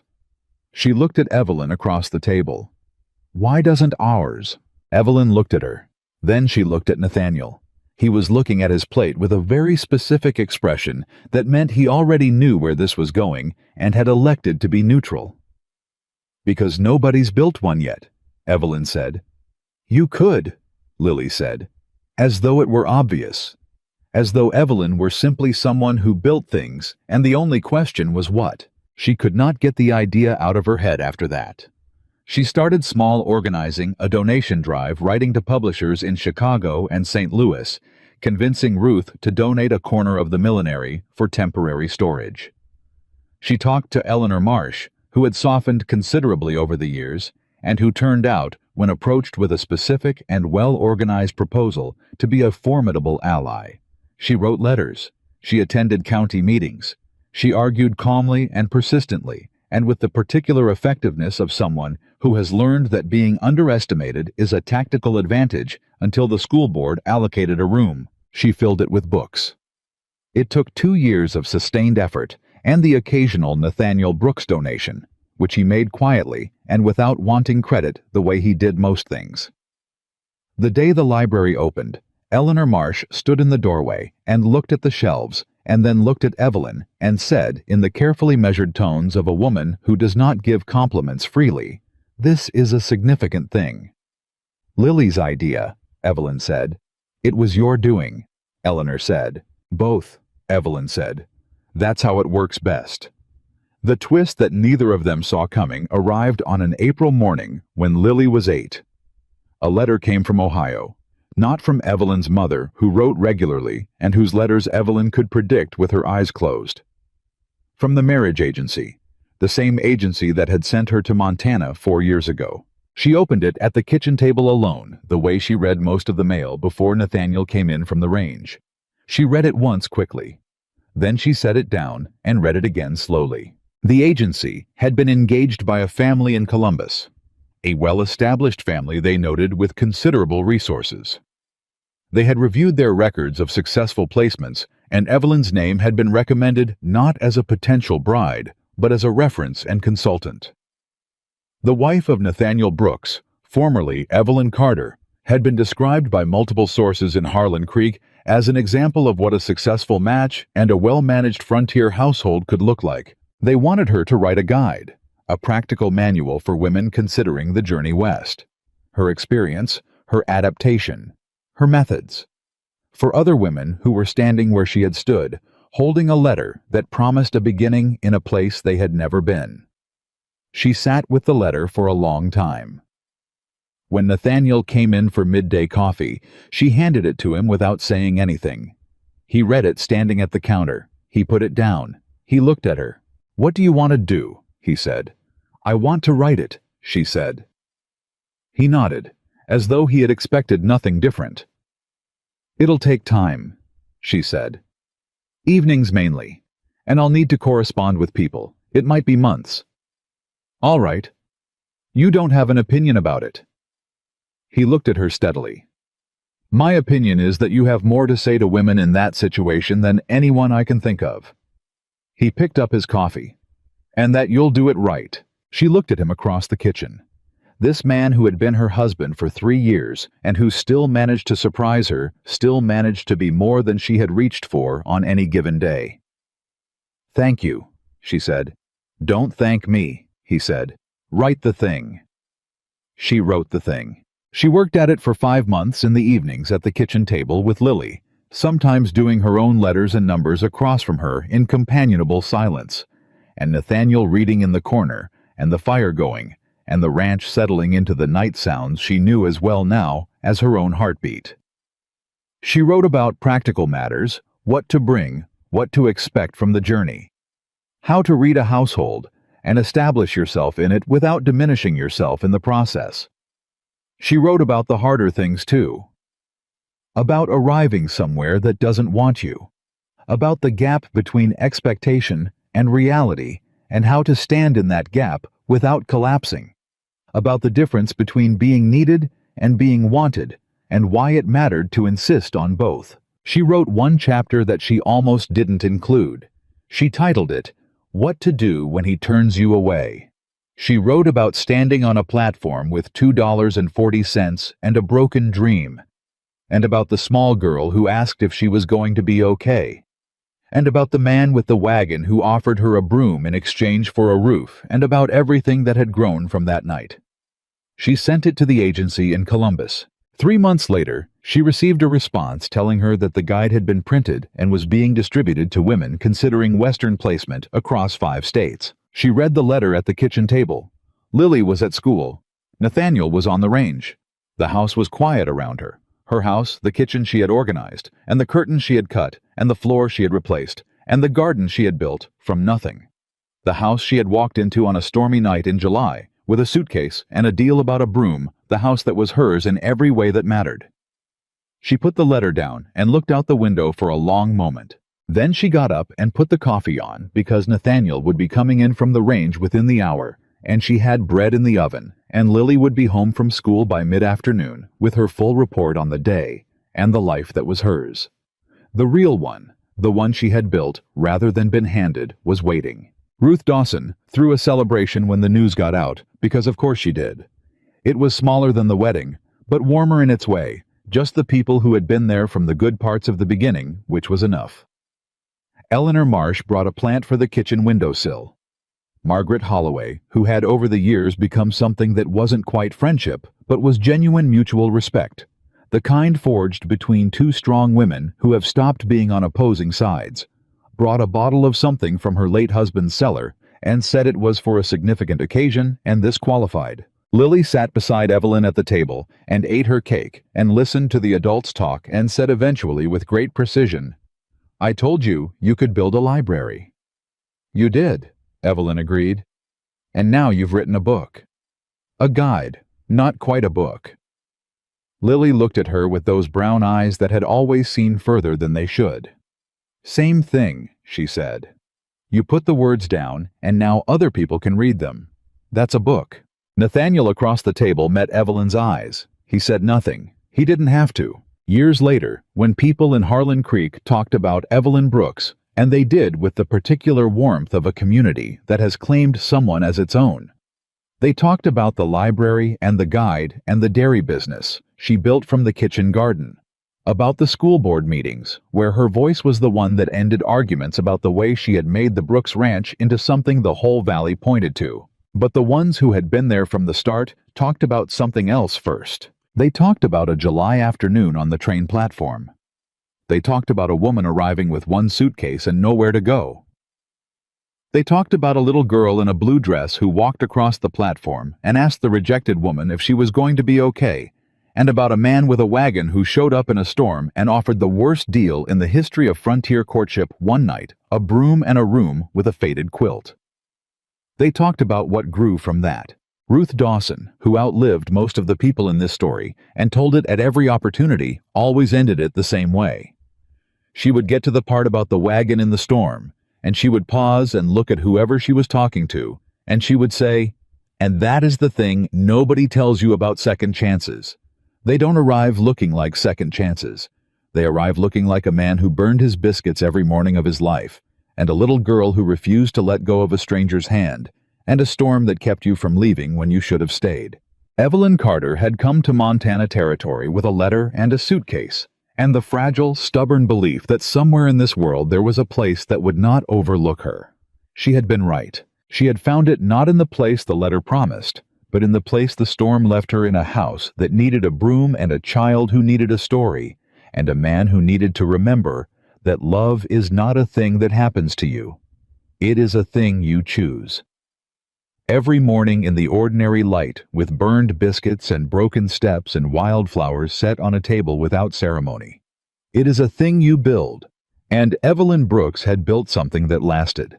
Not because she was the woman anyone expected, not because she arrived the right way or was chosen at the right moment, or fit the plan that had been made for someone else, but because she stayed when staying was hard, and she worked when working was unglamorous, and she loved with the full weight of everything she had, and she never, not once, not for a single day, let anyone convince her that she was only the woman who had been turned away. She was the woman who built a home from a storm and a broom, and a little girl's whispered words, and everything that mattered in Harlan Creek, Montana, in the years that followed, had her name on it somewhere.